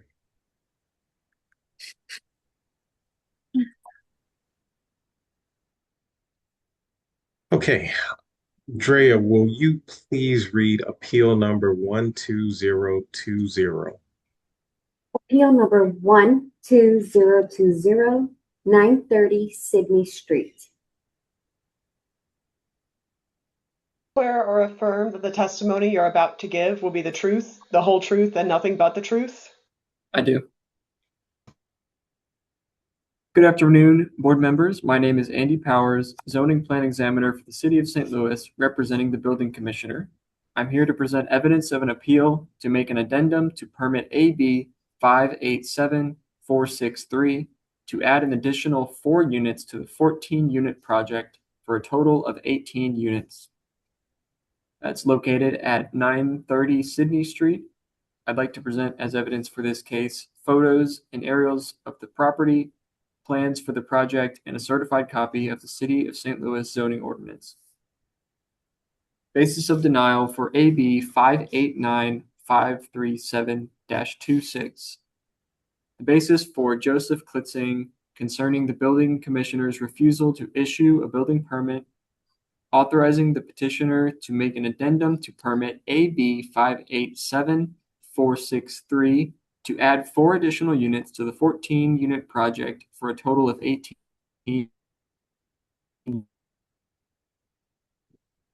units at 930 Sydney 00. The present zoning for this address is Zone D, Multifamily Dwelling District. The intent of the applicable zoning provisions are to conserve the values of property throughout the City of St. Louis, protect the character and stability of residential businesses and industrial areas. Regulate and restrict the location and use of buildings, structures, and land for trade, industry, residence, and other uses, and to regulate and restrict the intensity of such uses. The applicable zoning code provisions are to section 26.16.020, structures prohibited. No structure shall be erected, placed, enlarged, or structurally altered unless such action shall make the premises upon which it stands conform to the regulations of the district in which the premises are located, unless authorized by other provisions of the zoning code. Section 26.32.090, letter D, density of population. D, multiple family dwelling units shall have a lot area of not less than 750 square feet for each dwelling unit thereon, or as was lawfully provided in an existing building prior to rehabilitation. Evidence of lawful nonconformity has not been presented. In addition, the Planning and Urban Design Agency has issued a memorandum in review of the appeal. Planning staff has reviewed the appeal number 12020 against the 2025 Strategic Land Use Plan, or SLUP, the land use element of the comprehensive plan. There is no adopted neighborhood plan covering this location. The site is located within a higher intensity neighborhood designation within the 2025 SLUP. These areas are primarily residential, ranging from single unit homes to large multi-unit buildings. The granting of this variance would be in keeping with the designation's intent to encourage a wide variety of housing with a mix of newer and older buildings while creating many new housing units on a vacant lot. The planning staff finds the request of appeal 12020 is in keeping with the city's comprehensive plan.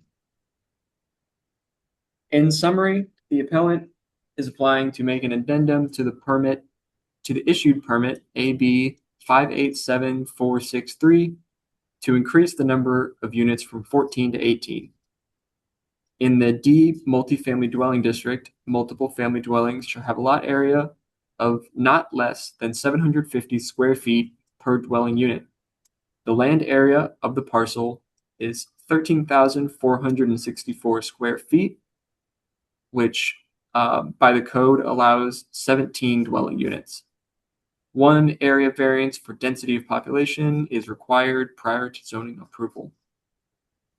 It's also noted that a conditional use permit number 132871 is approved for parking on an adjacent parcel. Are there any questions from the board?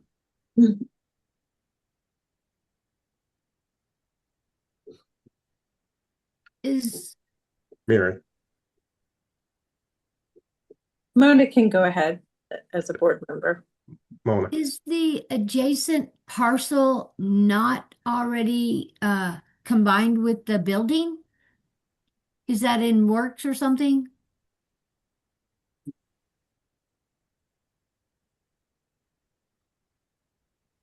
I believe the parking is provided on that other parcel, and I don't believe there is any intention right now to consolidate because they got a conditional use for the parking.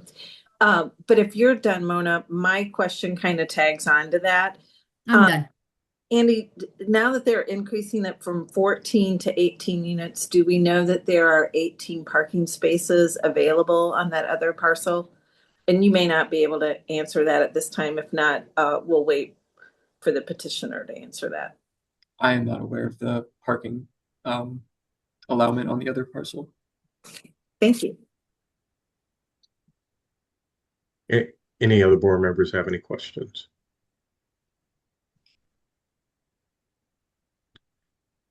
Okay, let's hear from the appellant. Hello, my name is Aaron Spurgeon. I know it shows up under Anthony Clyer. He's here with me, but we're using his phone for that. So who is about to testify? Aaron Spurgeon. Aaron, let's get you sworn in. Raise your right hand. Do you swear or affirm that the testimony you're about to give will be the truth, the whole truth, and nothing but the truth? I do. Thank you. Okay, Mr. Spurgeon, again, can we get your name and mailing address for the record? Yes, my name is Aaron Spurgeon, and my mailing address is 279 Keystone Drive, Fenton, Missouri, 63026. Okay, proceed with your testimony. Okay, first time in front of all of you, so if I bounce around too much, just let me know. But essentially, just to recap everything, we purchased 930 Sydney Street on 5/31 of 2024.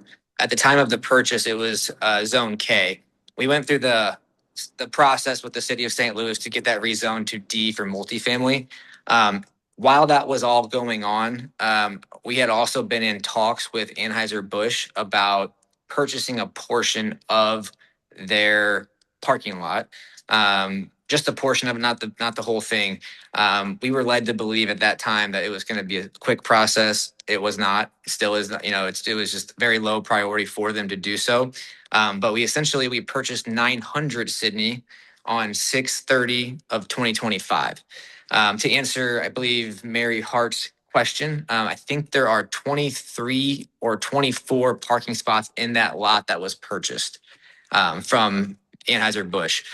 So we go from 14 to 18, but it's actually 1-to-1 for every bedroom. So parking hopefully is not an issue for any person living there. What we are seeking to do, there's another portion that was brought up about this, was we are attempting to consolidate the lot. We were made aware of this from BPS whenever we submitted our initial proposal to consolidate the parking lot, since it was zoned K as the previous purchase of 930 Sydney was. We need to get that rezoned to match the zoning for the apartment building. And in order to do so, we are seeking that variance in order to get that done so we can consolidate. We've already submitted the Mylars and things like that, and it's gone through the BPS process, but we just need to get it consolidated or rezoned, I'm sorry, to match the zoning of the structure itself.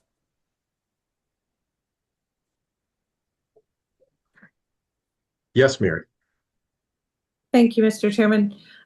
This question is for Mr. Spurgeon. Could you please tell me again, did you say that you have 28 parking spaces?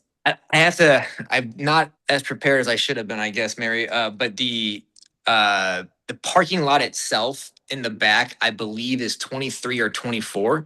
And then the original building that we purchased has 3 out front. You mean on the street? No, there's like a little On the side. on the side by that loading dock where that used to be. There are 3 spots that are going to be right there. Okay. And then just for your information, I don't currently have a rezoning application in the office for your parcel. So I'm not sure what it sounded like. Maybe you had been advised by BPS to do something, but we are not working on a rezoning at this time. Okay. I need to talk with you about that after this meeting if you need direction. Yes, probably will need that. But yes, I was just told basically this would be like because the application for the 14 or the 4 additional units was done in the last like 2 months or something. So this was the best way to get this achieved the quickest, is essentially what we were instructed. Okay. Thank you. Mr. Spurgeon, do you have any additional testimony? Not that I can think of. If you guys have any questions, please ask them. But yeah. Okay. Any board members have any questions? Mary, you raised your hand again? Yes, thank you. I had one other question. Mr. Spurgeon, so the additional units are not like an additional floor to the building. Did you just reconfigure how you had the original 14 units? Yes, ma'am.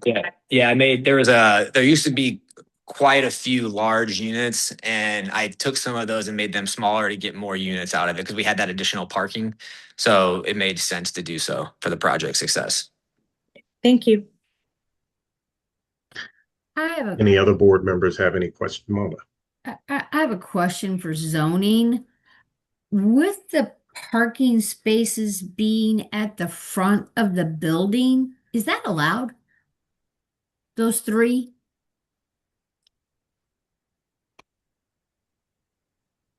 So in a residential district, you're not allowed to park in front of the building line. But I don't have any drawings in front of me that have parking spaces on them. Let me check before I say that. Oops. Do you have me?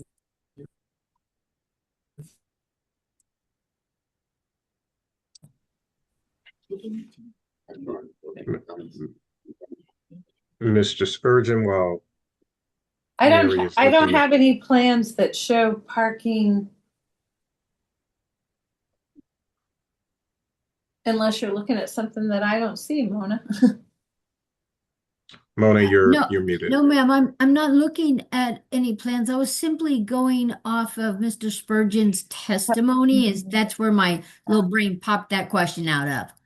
So they wouldn't be allowed to provide parking spaces in front of the building line unless they got a variance for that. But I think Mr. Spurgeon can correct me, but I think these 3 parking spaces that he's talking about are actually on the side of the building. Okay, Mr. Spurgeon? Yeah, the way the building is shaped, it has a little portion that kind of juts out towards Sydney Street, and it would be behind that. So it is behind the building line. They were existing parking spaces that were there prior to the from the prior business, basically. Kind of like where that dock is? Exactly where that dock is. Yep. Kind of tucked back there in front of that. Yep. Thank you for clarifying that for me. I appreciate it. Thank you. Any other board members have any questions for Mr. Spurgeon?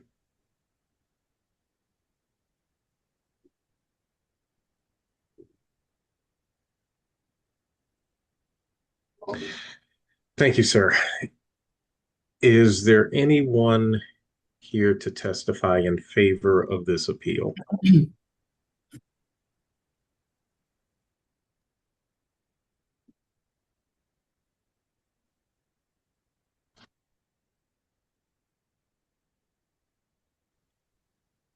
Okay, is there anyone here to testify in opposition to this appeal?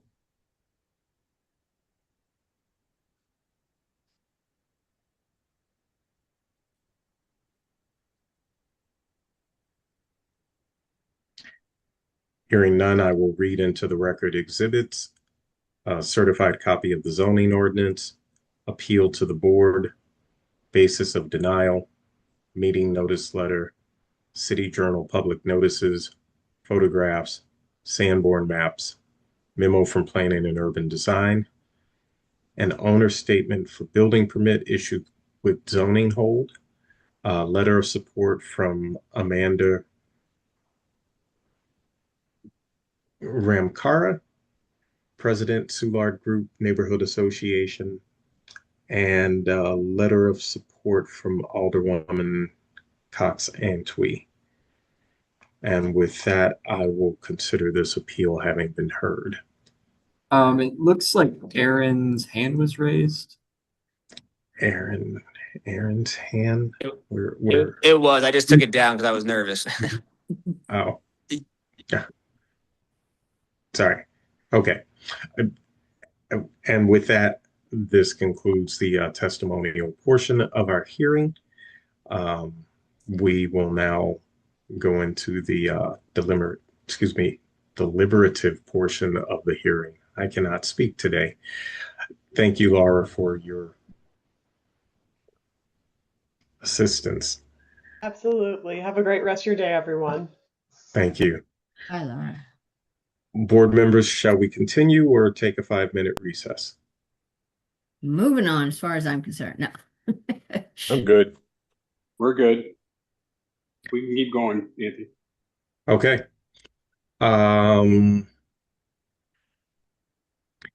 Appeal number 12011, 1101 North Jefferson Avenue. I have absolutely no issue with this signage there. It's not monstrous. It's not that big when you look at the electronics portion of it. Just my 2 cents. I'll make a motion to approve Oh, well, there we go. with, You want to put any conditions sorry, do you on want me to that, do that? Mr. I want it, Desimone? thank you for actually saying it properly this time. Pronouncing the E. It's hours of operation from 6 a.m. to 11 p.m.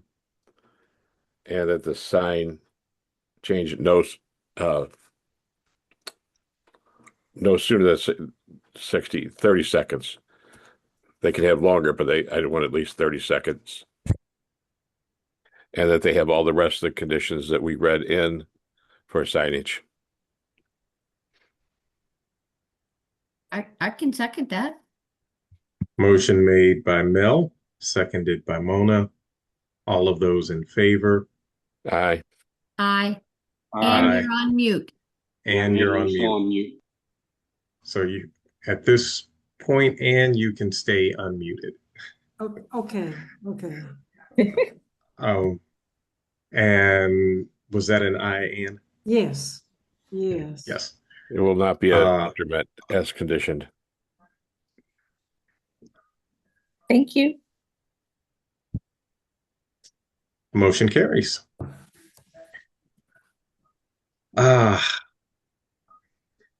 Appeal number 12012, 4328 Shimmer Street. Shimmer Street. God. Does anybody have a strong feeling one way or another on this? I don't have a problem with it. I think it's one of those things where they did it.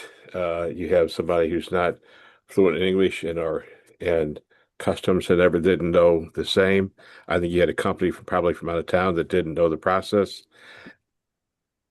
And next, you got a carport sitting there. Even though Mary doesn't have one, our garage. Mel. This is how I can get one, though. I can just have them come install it. I think there was it's I don't know what happened, Barry. It was supposed to be the neighbors. I'm sorry. Our attorney has a question. Mia. I just had a quick question regarding the fact that the carport is covering the windows on the property. I know it's more code related than it is zoning, but when it comes to being a detriment potentially,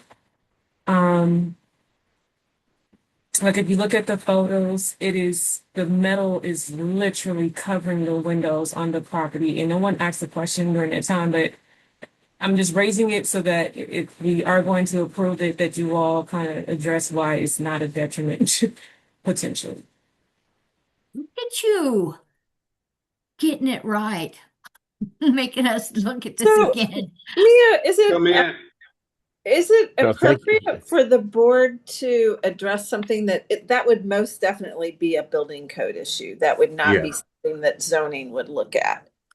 So even if they get their zoning approval, there is no guarantee that they'll get through the building code approval process. Yeah. So so I guess we wouldn't consider that, but if the window is not an egress window, meaning it's not at a bedroom or a space like that, it would not matter if it's covered. But yeah, that would come up with the building department. And that would also apply to the neighbor's window and being able to gain entry. And again, just knowing what the maintenance agreement purpose is, in the instance of a fire or needing to gain access into the property, is there enough space? Yes. To be able to gain entry? And that Yes, so I I can't think- tell from the photos, but You ever seen firemen with There was so it's hard to tell. Testimony was that there was 4 feet from that the neighbor's house is 4 feet from the property line. So that with that there's a 4-foot setback. So that setback is okay. I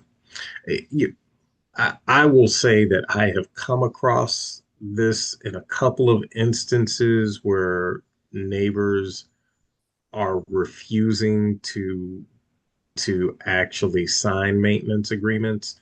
Evan and I have had this situation happen as well, where they're either unwilling to sign or they have their attorneys put some language in there that the city can't accept.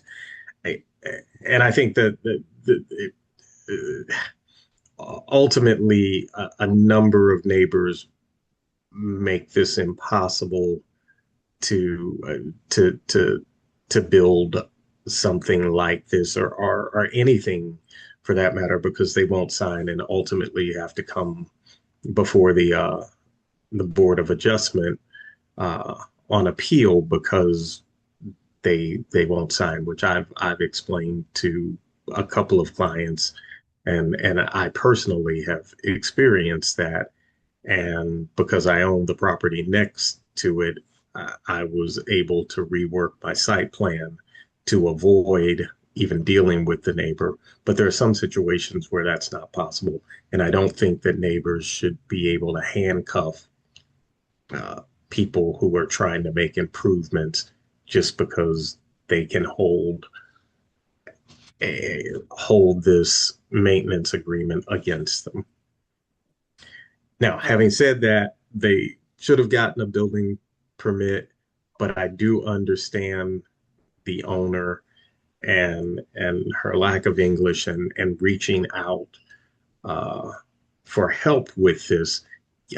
I get that owners expect that if someone's building something, that builder is going to seek whatever permits are required. And Anthony, I even think even the lack of English isn't as much as other people who hire contractors just think that they're going to do the right, everything's going to be done. Yeah, I agree with that. And knowing that two more of these were done directly across the street, the expectation is that when they build this, they're going to do whatever they need to do. I know Anne addressed that, but I think precedence is set with two others being built on the street, in addition to, the expectation is they're going to do what they're supposed to do to build this. Yes, Anne. And I did ask, I wonder if the other people who have those carports, did they obtain a permit? I feel I feel a lot of compassion for this family. If it was my family, I wouldn't want them to have to take the thing down. That would be very upsetting. She's a very nice lady. It's a nice little family. It would be a sad thing for them to have to undo and the expense that they underwent to make this happen. That would be very sad. However, the standards in St. Louis, the code is set for a reason. And so if it's not met, there's the balance of, should it be undone, or should we just say, okay, this is a nice lady, she didn't know, she's innocent. We have to balance that, because it just appears to me that incline and the closeness, the proximity to the next door neighbor, is the code met? Was there a permit or was there not? And I know it's not that cut and dried, but well, it's clear there was no permit. So there's no question that they did not obtain a permit. A permit does not exist. What we don't have is any testimony on or anything that we can look at that has been submitted that determines whether there was a permit pulled on the two across the street or not. We do not know that. But we know that two across the street exist, and this particular owner, having seen that, hired the same company knowing that there was no issue with the two that existed across the street. That we do know. So what happens when there's a fourth or is this fifth? Also, what happens when there's a fourth or fifth carport with no permit? We deny him a permit. We deny. So this is the first time this has come before the board. Had this have come before the board with the very first one, then everyone after that would be denied, or everyone understands that a permit is required. This is the first one that has come before the board, though. And like I said, it's zoning. Would we allow a carport there? Zoning wise, I think we would. They just wrong procedure. Yeah, and that's really the question. It's like what and that was part of where I was going with this.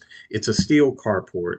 It so does it meet it now that it's on the property line? If this was a wood carport and it was sitting at the property line, then I tell you it doesn't meet fire code. And now you've either got to take it down or you've got to do something so that it provides it anything that's within that 3 foot setback has some type of 1 hour fire protection on it. It's steel, so that's not required. And so those are things that I'm looking at when I think about this. I'm like, okay, thankfully, because of the material that it's made out of, that's not an issue. Although that still that's a building code issue, not a zoning code issue. It Wait, Mona.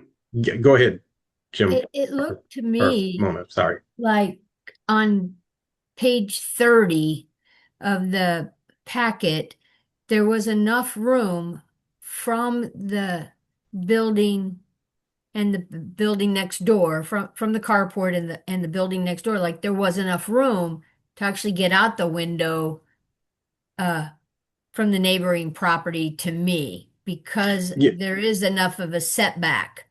So yeah, when there's we a brought floor. that up, I thought, oh, that's a very good question that we Mhm. should actually look at that real quick. But it does look like if that is like a bedroom area in the house next door, that they do have some egress space to get out. Yeah, And if testimony. There everyone would was kind of take a quick look at page 30 to, Mona, I think what she was looking at, if you look at page one, it's the second floor, if I'm correct, right? It's right across the window of the second floor of the house that it's attached to. right. well And that yeah that I it's agree with that. I also know that we were talking about the neighbor next the door. neighboring. Yeah. Oh, the neighbor has nowhere enough. But the More than, neighbor has a 4 foot setback, and there was testimony, and I looked at that, and that's not an Okay, issue. I you can get understand. So out. Mona, you're saying on page 30, you think there's room for somebody to crawl out that window on Of the the neighbor. adjoining house? Oh yeah. Yes, sir. Yes, Oh sir. yes. I believe that. Yeah. Now, I Okay. did want everybody just take a look, see, because I'm not the end all of everything or nothing. No. Okay. But I'm not, I thought Mary was probably right about that window of the house it's goes to. That's probably a kitchen and not a living space. Just kind of knowing how houses are built, typically. I don't okay. think you're gonna Thank you. trust me. I've seen enough people climb out windows throughout my career that they'll get out that window. That's not gonna be a problem. That setback not gonna be a problem. Okay. That's all I Mona, had. Thank you. that's all you had. I just Yes. wanted to point out a couple of things. First of all, Anthony, there's one house across the street, and then there's one house over on Morganford that has the same construction. Okay, They're not two houses right across the not street. 2 houses across. Oh, okay. Okay. I will say almost every single house on that block is the same pattern with looks like maybe a 2 bedroom house with the side driveway with the garage in the back. And on that street, those are the only two, at least when I drove by there last week, those are the only two structures that I saw. I did not see the one on Morganford until I looked it up on Google Maps when they mentioned it. Is it pertinent to say what the other two properties have on their real estate tax records regarding permits? Because I did look that up. Yeah, I mean, we're in deliberations. We can Okay. look that up. All right. When I looked up the one across the street, there's no reference to any kind of carport permit. The one on Morganford did have one issued. Of course, we have no idea whether that was cut and dry or whether there was some kind of maintenance agreement from the neighbor on that one. But from what I could tell, one structure does not have a permit and one structure does have. The fact that the gutter would go over the property line, I'm sort of asking this of my architect and real estate coworkers. Does that make a difference? So if that post is right up against the property line, ergo the gutter would extend over the property line. Is that an important factor as far as should they have gotten an easement from the neighbor for the gutter?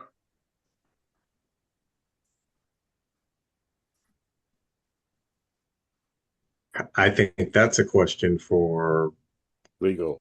Mary. So zoning doesn't grant any easements. Okay. It's a building question, isn't it? Through BPS.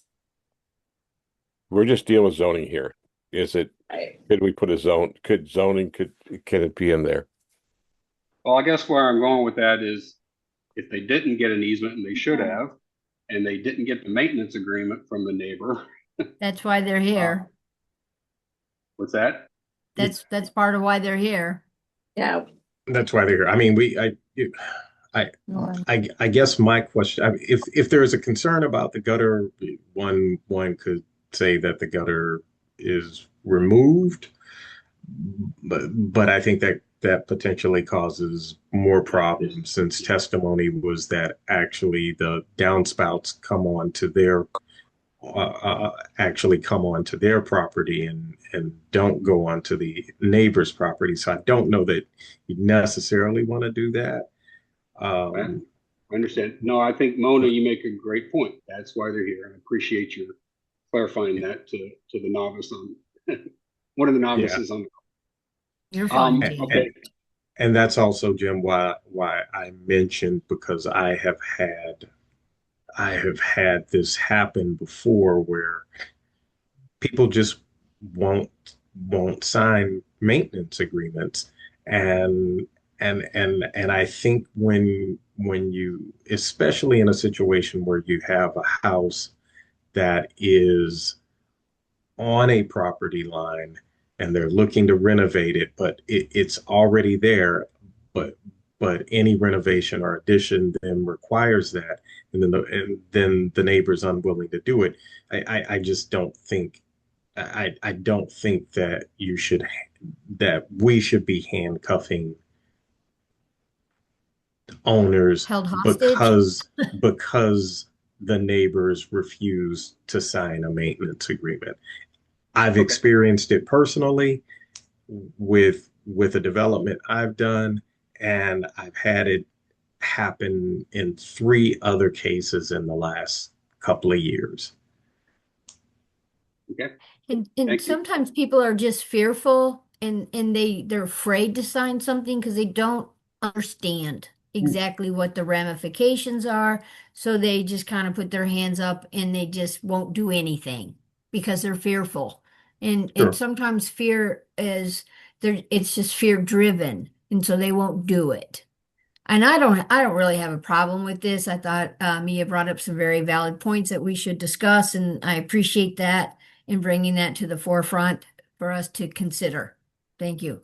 So, Okay. And my last point, are we setting a precedent for the rest of the neighbors to go out and build a carport just the same? That was I'm my hoping question. I'm hoping American Steel Carport certainly has gotten the message, because certainly they know, and somebody's going to tell them the next time the neighbor 2 or 3 doors down want a carport, they better get a permit before it gets built. I hope they've gotten the message. And my question is, now that the carport is in place, does it, let's say it wasn't in place and they put it up exactly as it is, does it meet the standards now, right now, today? That's why it's here. To obtain a permit. Right. That's why it's here, because So it needs variances. It needs a variance. It was going to put a carport there at all was going to need a variance. I mean, there's no way that they could they could set it 4 feet back, because then you can't get through the driveway to do anything. So you can't put a carport there without a variance. Now the question is, does it meet building code requirements?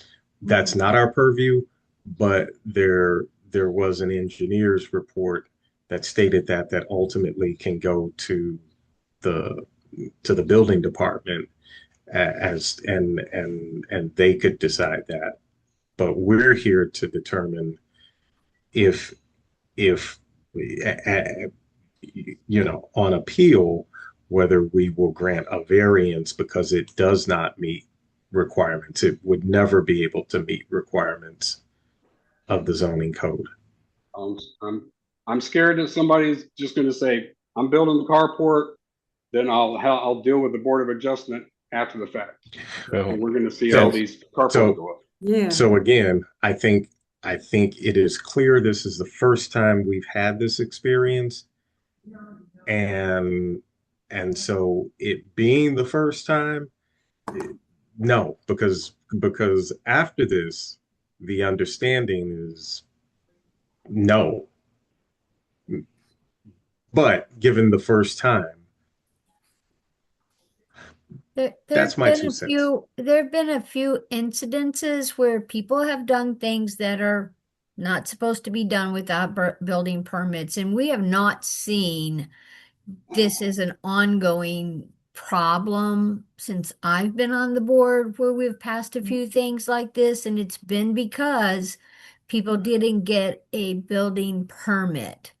And I would just say or ask the question to Mary, have you seen this as an ongoing issue when we've made some exceptions like this in the past where, we've created a monster and now everybody's doing it, or more than?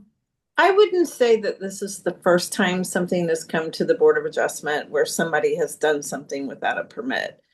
I don't think it happens very often, and I can't recall the last time it happened. It's been a while ago, but it's definitely not the first time. But there's always going to be people out there that either don't understand, like we're led to believe in this case, or some people just choose to do things without getting a permit. I mean, everybody loves the city museum, but if you knew anything about how the city museum came to be, they did almost everything without getting a permit first.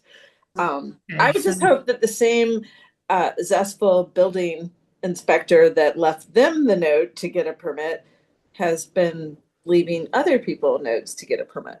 But again, that's building inspection section. That is not the zoning section. So. And I'm sorry, go ahead.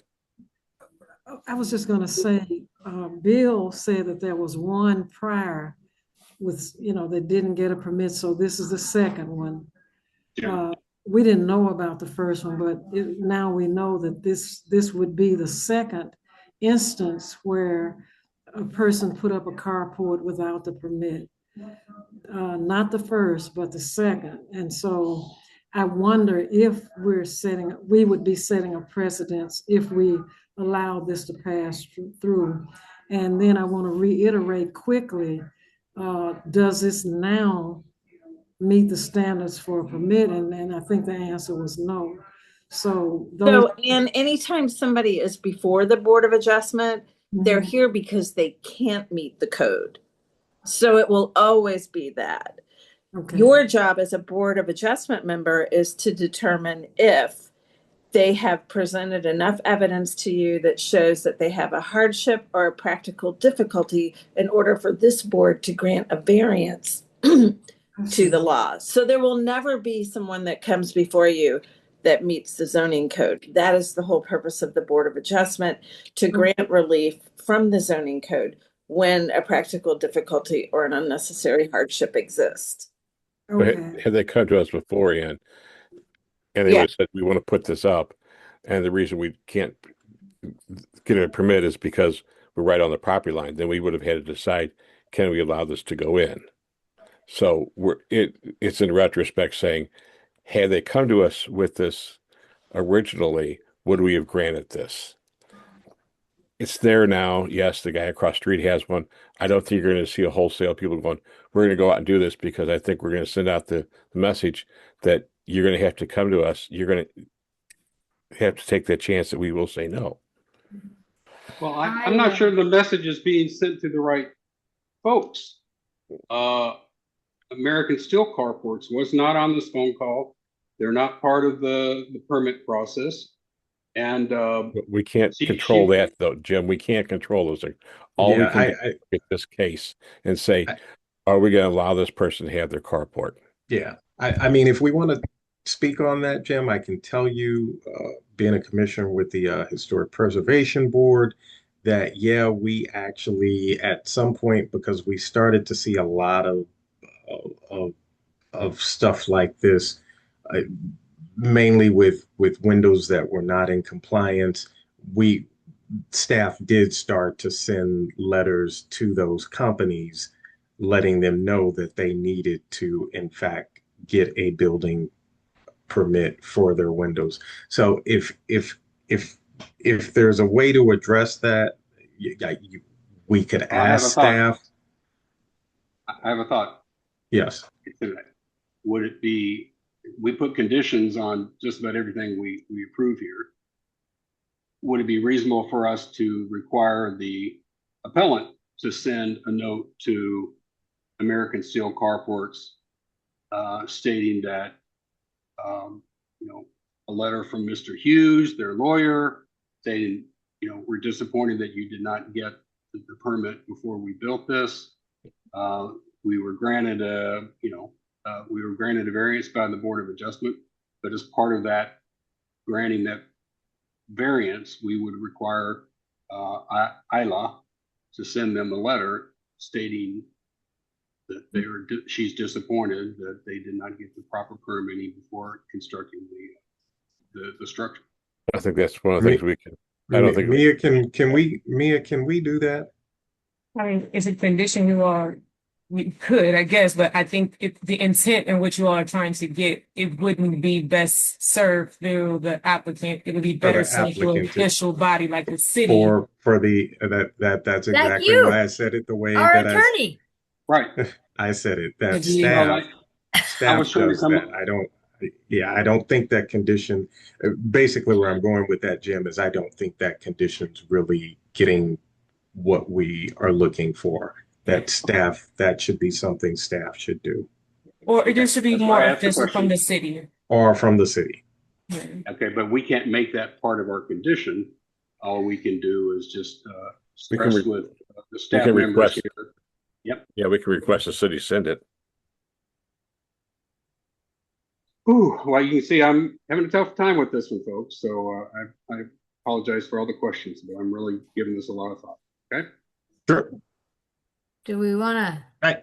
I think this is pretty easy. And I think Mel brought that up. If this didn't exist right now, would we give an approval for it? I personally am inclined to approve this if it did not exist. Now, then after we gave zoning approval, they would need to figure out what they needed to do to get the building permit. But from a zoning standpoint only, I understand their hardship and would grant it. I think personally, it's not a very attractive structure. Not. But that's not under our purview. It's only about zoning. Well, would we? Go ahead. I have a question though. So I know you said the appearance is not really a thing, but aesthetics in neighborhood is one. And that's why we don't want people putting bars on their windows, right? And so because this is only the second structure on that street. And we don't have any kind of community support. We have no letters of recommendation from anybody saying that they support this. And we're trying to determine whether or not it's a detriment to the neighborhood as well. I think some of these questions are pertinent. I don't disagree with that. But it also, but code also does not disallow a carport. what that carport looks like. I how do so again, if this were a historic district, if this were something where we could put some teeth to what that structure looked like, then absolutely. We don't have that here on this board. And just for I to say it doesn't appeal to me, but I may not like abstract art. Well, yeah, it's the same thing. They may think, oh, I think this is just beautiful the way it is. It's all steel. I love it. And I may go there and go, I hate steel. I hate unpainted steel. I hate everything about it. And you come along and go, not bad. So possibly, I've had this argument back and no problem, Bill. I've had this argument back and forth with people because they're like, oh well, and the reality is anything aesthetic is subjective, and so you could argue that back and forth, or you can look at people who do this and say, but even that is still subjective. That's the reality. But again, historic district, something that puts some teeth to what is aesthetically okay versus not. We could do that. We don't have that here as this board. Yes, Ann. There's nothing about me that would want to create a hardship for that young woman and her family. Nothing. I don't want to do it. However, to uphold the standards of the city, the code, to set a precedence that's appropriate and correct. I want to say, let's just let them have it. But I want to do that, but I just don't feel that, I just feel like it should be done right. I don't feel, whatever the code says, I think we should be trying to uphold that for the city to set a standard across the board. And so, that's just my perspective. So I think, and what you're missing here is that, and that's why what I said was, forget that the carport exists today. If they come, they would still be coming before the board asking for a variance to build the carport. They would need, in order for them to build any carport here, they have to get a variance from us, whether it's built or unbuilt. So I'm taking the position that it's unbuilt. Would I be okay with them building a carport, provided it meets all of the building code requirements, which is not our purview. But if it does, there is nothing here to object to. That's really the key. They had to come before us no matter what. They could not build a carport without coming before us and getting a variance. And we would allow it. Yes. No, we make a decision on it. We don't. We have this. We do what we're doing now. We're deliberating and come to a determination. Now they have to go to the front. If I'm not mistaken, they have to go in front of the buildings. Buildings may say, "Guess what? Yeah, you got your variance. You can put the carport there." And you just can't put what's there. But buildings are may say you can't have it across the window. You can't have it that far out. You can't have it this. You can't have it. That's not ours is just to say, yeah, we'll let you build a carport, and yes, you can ride up to the property line. That's ours. After that, it's buildings to say about going across. I'm sorry. Nothing covering windows or making sure that the structure meets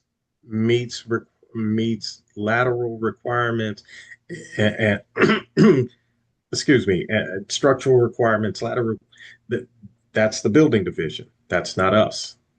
We are only here to decide would we allow a carport or not? Buildings may make them take it down. It's not Yeah, us. that's We're just they still may not be in compliance with the building division. We are only looking at, can the carport exist or not?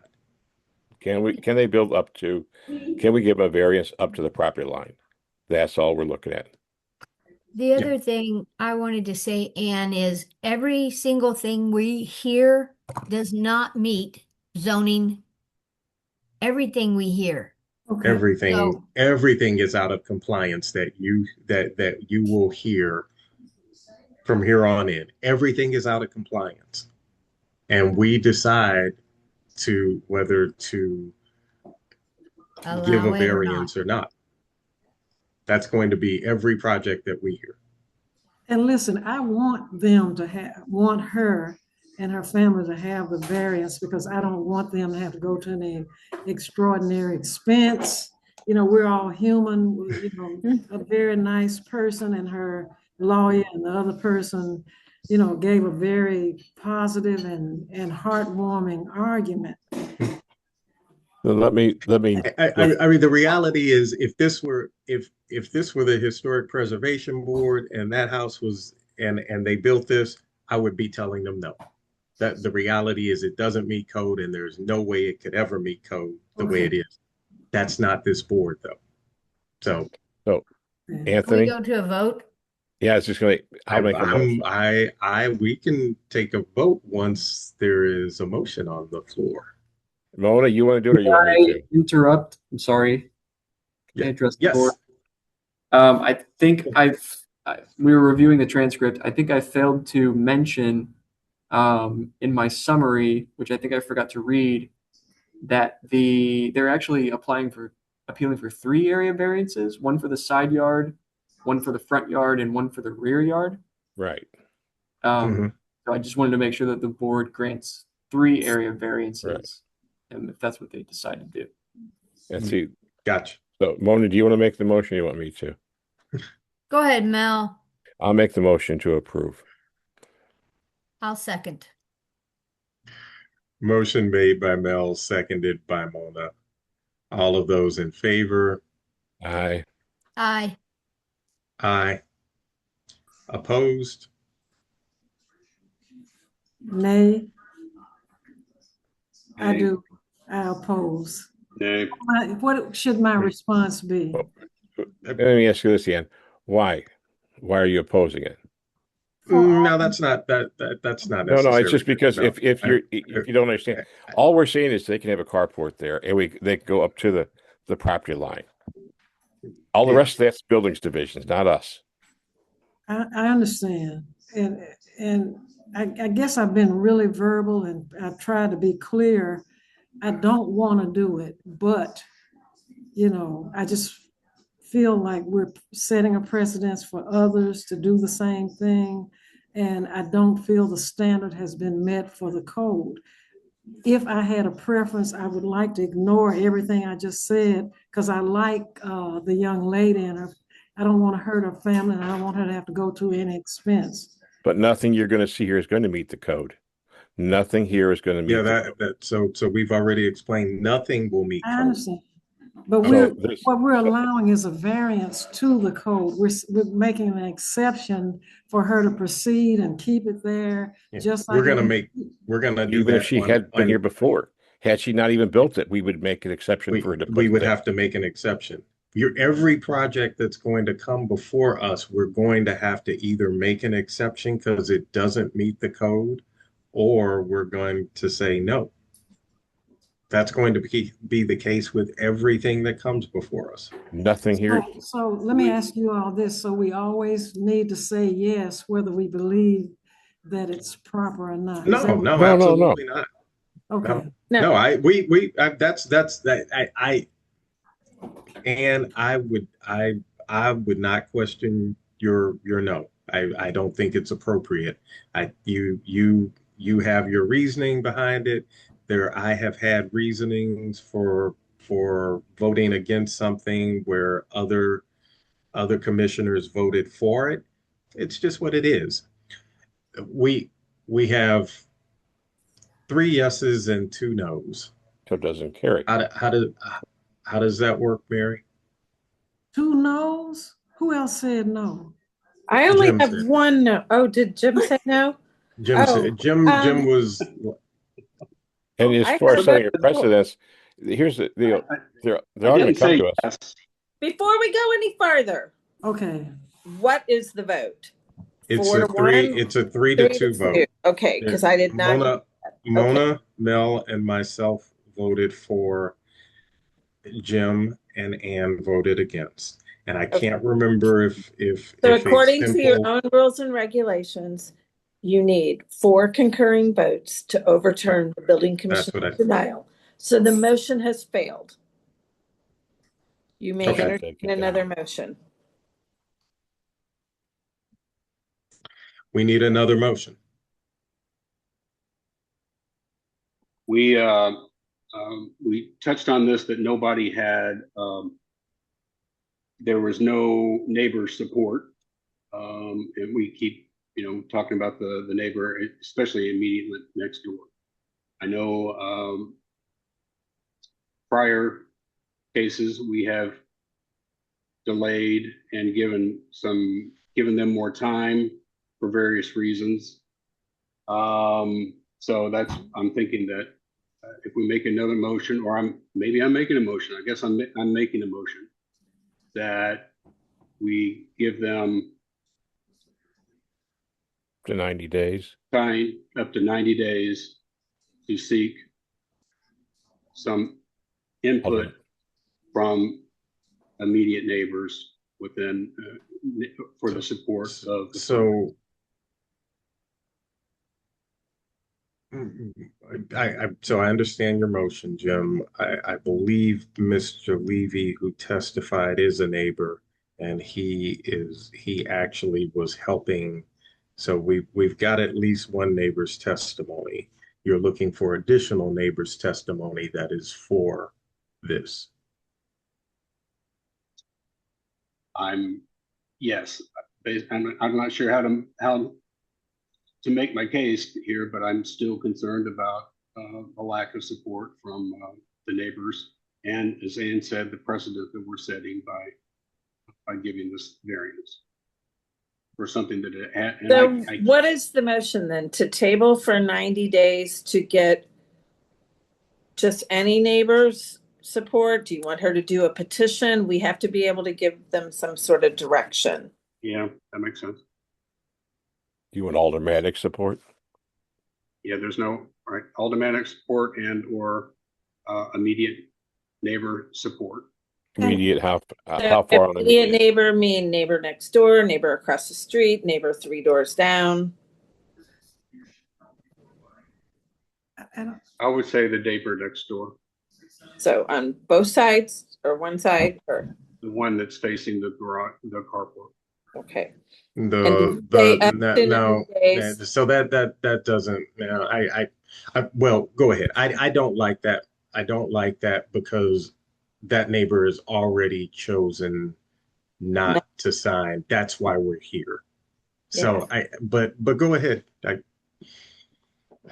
One question that I have, and I mentioned it earlier too, which might be something that we could ask them to do, might be to go back to the company that put it in, and because I thought I heard him say, Mr. Hughes, that that they promised, or maybe they didn't promise it, but I wondered if the permit process was part of their process. Sometimes when people put a fence in, the company will say, we'll get the permit. What was the owner's name? Did they say that they would get the permit for her? I thought I heard him say something. No, so testimony was that they went back and asked for that, and the company wanted an additional $3,000 to do that. That was that's what was testified to. Okay. And so they did not do that, in fact, and they wanted additional money, which created a hardship to do that. And I am considering all of that testimony. Okay. I see. Okay, so you got a motion. Motion has been made by Jim. Do I have a second? I second the motion. Motion made by Jim, seconded by Ann. All of those in favor? Aye. Aye. Opposed? Aye. Aye. Motion fails. We have another motion.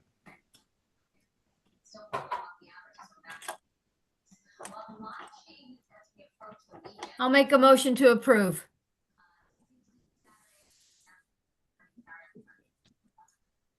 I'll second it.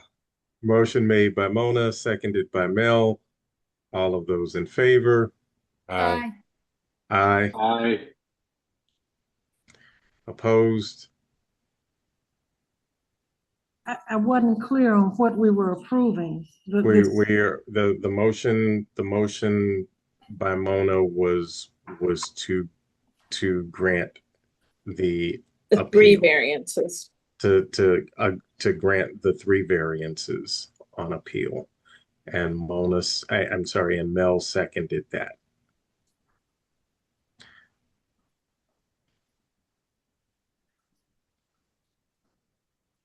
I oppose it. Okay. I'm just one vote. No, that is 4 yeses, 1 no.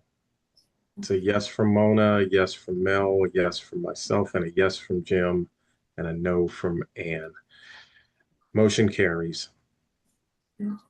We've Won't had be a detriment. You're not going to see a flood, I don't think, of stuff like this.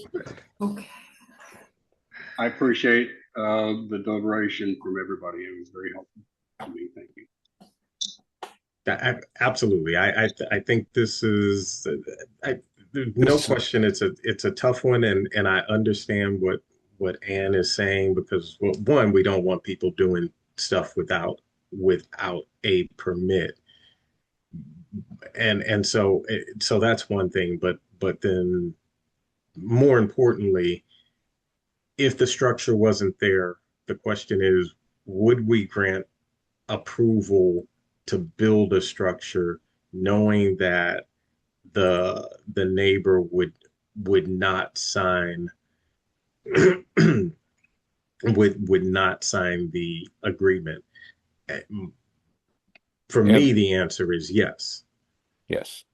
And looking at it, and just my personal opinion, they're going to have a lot more problem with the building division with those windows and stuff. I think you're going to see a lot more problem than. But potentially, if they're egress windows, if it's not an egress window, it's a non-issue. And clearly, based on Jim's testimony, one of the now 3, if built exactly the same, received a building permit.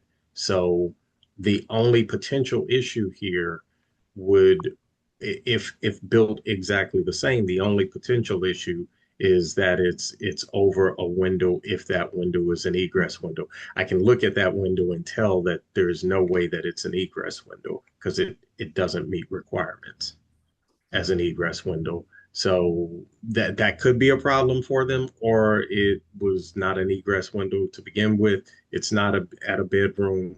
It's a non-issue. But like you said, this is a learning curve for you. Okay. So it's just one of those things that you have to ask, you have to argue, you have to bring it all up. Otherwise, you're not going to learn. Thank you. Yep. Thank you, everybody. Hey, I had dark hair when I started on this thing. Okay. Just so you know. Really, Bill? If I ever get a garage, I hope it doesn't need a variance. Okay. I hope you get a garage, Mary. I do. You'll love it. Final appeal. Appeal number 12020. 930 Sydney Street. Does anybody have an issue with this? We have aldermanic support, we have neighborhood support. No. No. May I make the motion? Yes, Jim. I move we approve the area variance that is being requested. I'll second. Motion made by Jim, seconded by Mona. All of those in favor? Aye. Aye. Aye. Opposed? Motion carries. Findings? Motion will not be a detriment. There we go. I got Thank you, man. And we today. got through this. Barry, before that, meeting minutes. Can we back up for a second? Yes. Oh, no. Do we need to consolidate those lots? I don't think he can consolidate from what I got out of his testimony.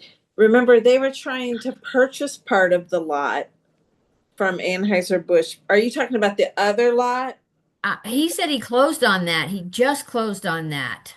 900. So he can't consolidate unless he does a rezoning then, if you're talking about the Anheuser-Busch Yeah. property, because it's zoned differently. So he'd It's have zone to do K. right. Do I we thought- need to put a stipulation on that he can't sell it off? I don't think so. You've already granted the variance with the first permit for the parking.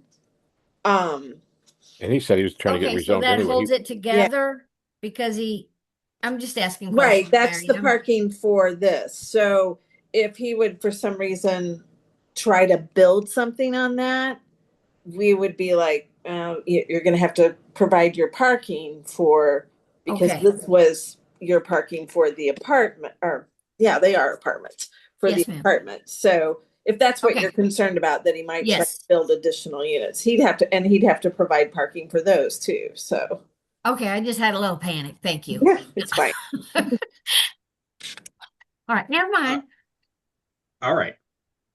Meeting minutes. Did anybody? There was I haven't no- received any meeting minutes. They There were no meeting minutes because they were not ready. I didn't Okay. see I any. didn't get any. No. Okay, thank God. I'm looking back. I was like, what did I miss? Did I miss an email? No, I didn't Like- see any. Deer in the headlights. And this is the reason I have white hair, Ann. Just so you know, this is the I think we all kind of looked like that in a bit of a panic. Yeah, I was going through my emails going, I didn't see it. It's just like, I have been told that I have grayed considerably in the last year. So Oh. Y'all need to don't go know if to the that's- beauty shop. Y'all need to go to the beauty shop like you. Thank I you, thought you were Ann. going to say in the last 45 minutes, Anthony. Well, I am sure there are several more that have come out from the last 45 minutes, Jim. There's no question. And welcome aboard, Ann. You've Thank been you. delightful having you, and you've provoked a lot of good questions. So welcome Thank aboard. you. Thank you. Thank Here, you. here. yeah, bring up any, never, ever if you're bring up a question. Yeah. That was like it said. No, there's And when I asked you absolutely- why, it was trying to find out what your thought pattern was. I wasn't questioning your no. It was just like, well, what do you see that maybe I don't see? That's the reason No, I I asked that. understand. I understand completely. I do. Well, you guys, this process helped me today because we basically had a repeat of and I guess that's okay. So I learned something out of today's process without having to actually ask the question. I was adamant against the house on Locust. Oh, yeah. And had what I felt was really good argument and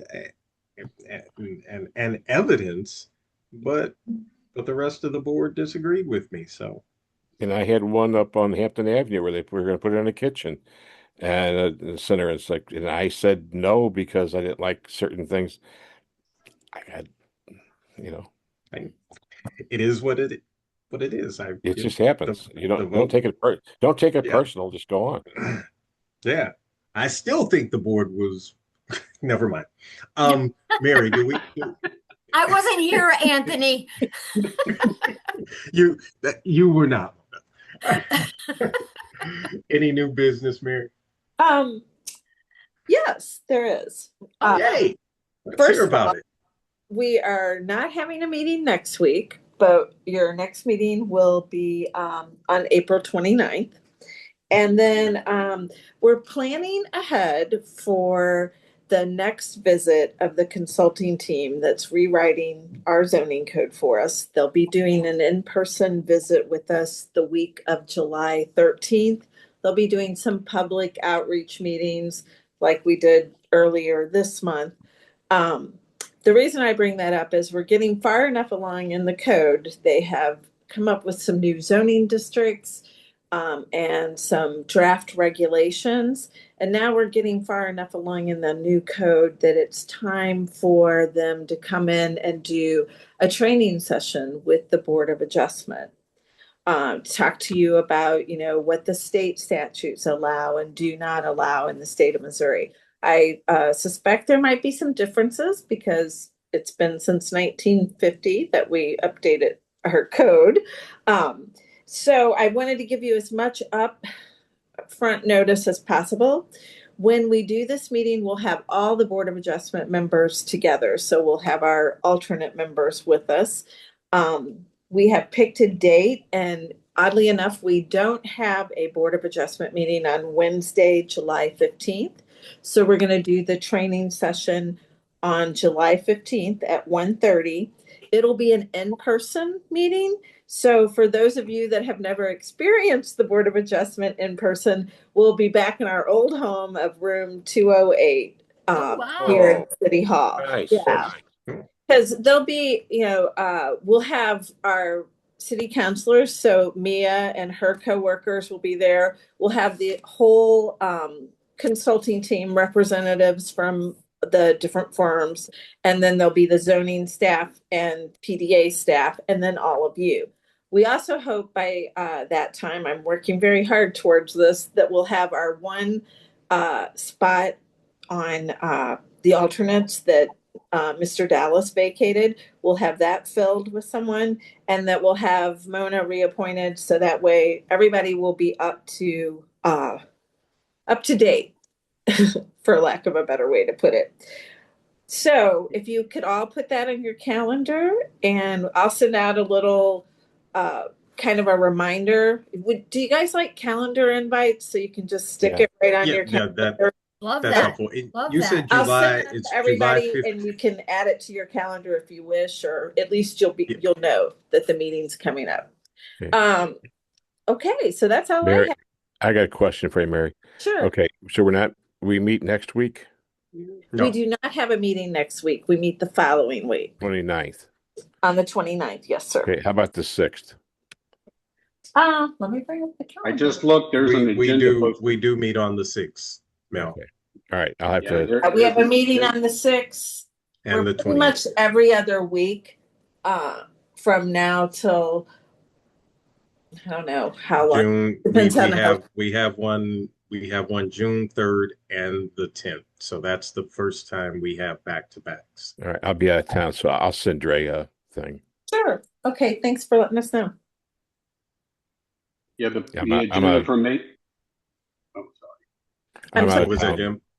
I was just saying the agenda for May 6th has been posted.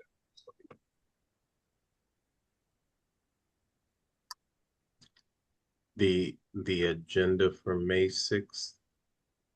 It's on the Board of Adjustment page. So that's how I keep track of that's how I look ahead to when we've got a meeting or not. If the agenda's been posted. So Drea actually sends me an invitation, and when she does, and I accept, she emails me, and I accept, it automatically goes into my calendar. So that's why I can pull up my phone and see all of them through what's the last one? Yeah, I just have every Wednesday blocked out from here to eternity. And Yeah, it gets canceled. I cancel that one. The last one I do the is same thing, July Jim, until I know 8th. different. Yeah, she's got I've got it up through July 8th, which I believe which would definitely be the last time that. And just so you know, we would normally be meeting every other week, but we're incredibly short-staffed right now with Evan being gone and the Board of Adjustment Secretary position is still vacant. We've made an offer on that position and we have Evan's prior position advertised and it closes, I believe, I think it closes on May 8th. So there is a possibility that once we get full staffed, we'll definitely go back to meeting each week. That could happen somewhere throughout the summer. Okay. I kind of like this every other week. No. We like it, but the people waiting to get their permits approved do not like it. So Yes, Evan has heard me on several occasions complain when I brought projects, and it's like I get what? I cannot wait 2 or 3 months to be heard. But What's yes. Mary do? So Mary, I just sent Ray. Will you be fully staffed when you get Evan and the secretary position filled?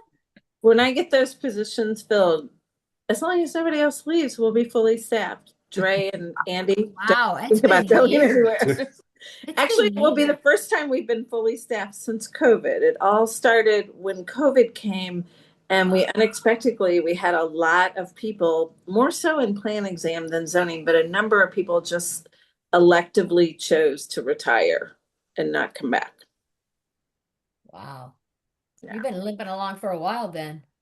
Yeah. There were a couple of people that retired that have been with the city more than 30 years. Wow. Okay. And they were just at an age where they just were not comfortable coming back. So Yeah. yeah, we've reached out to some of them, but I think people like retirement. I'm looking forward to it.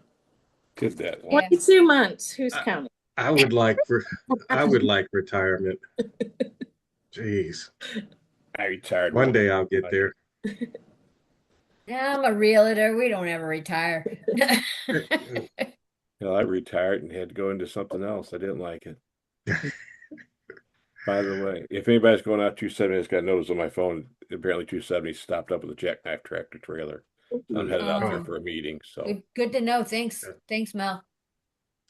All right, anything else, Mary? Mary. She froze. She Oh, there froze. she is. Yeah, Any- sorry, my thing froze up. Yeah, think we're no back. problem. Anything else? No, I'm done. Sorry. Okay. okay. Can I get a motion to adjourn? I'll make a motion to adjourn. Second.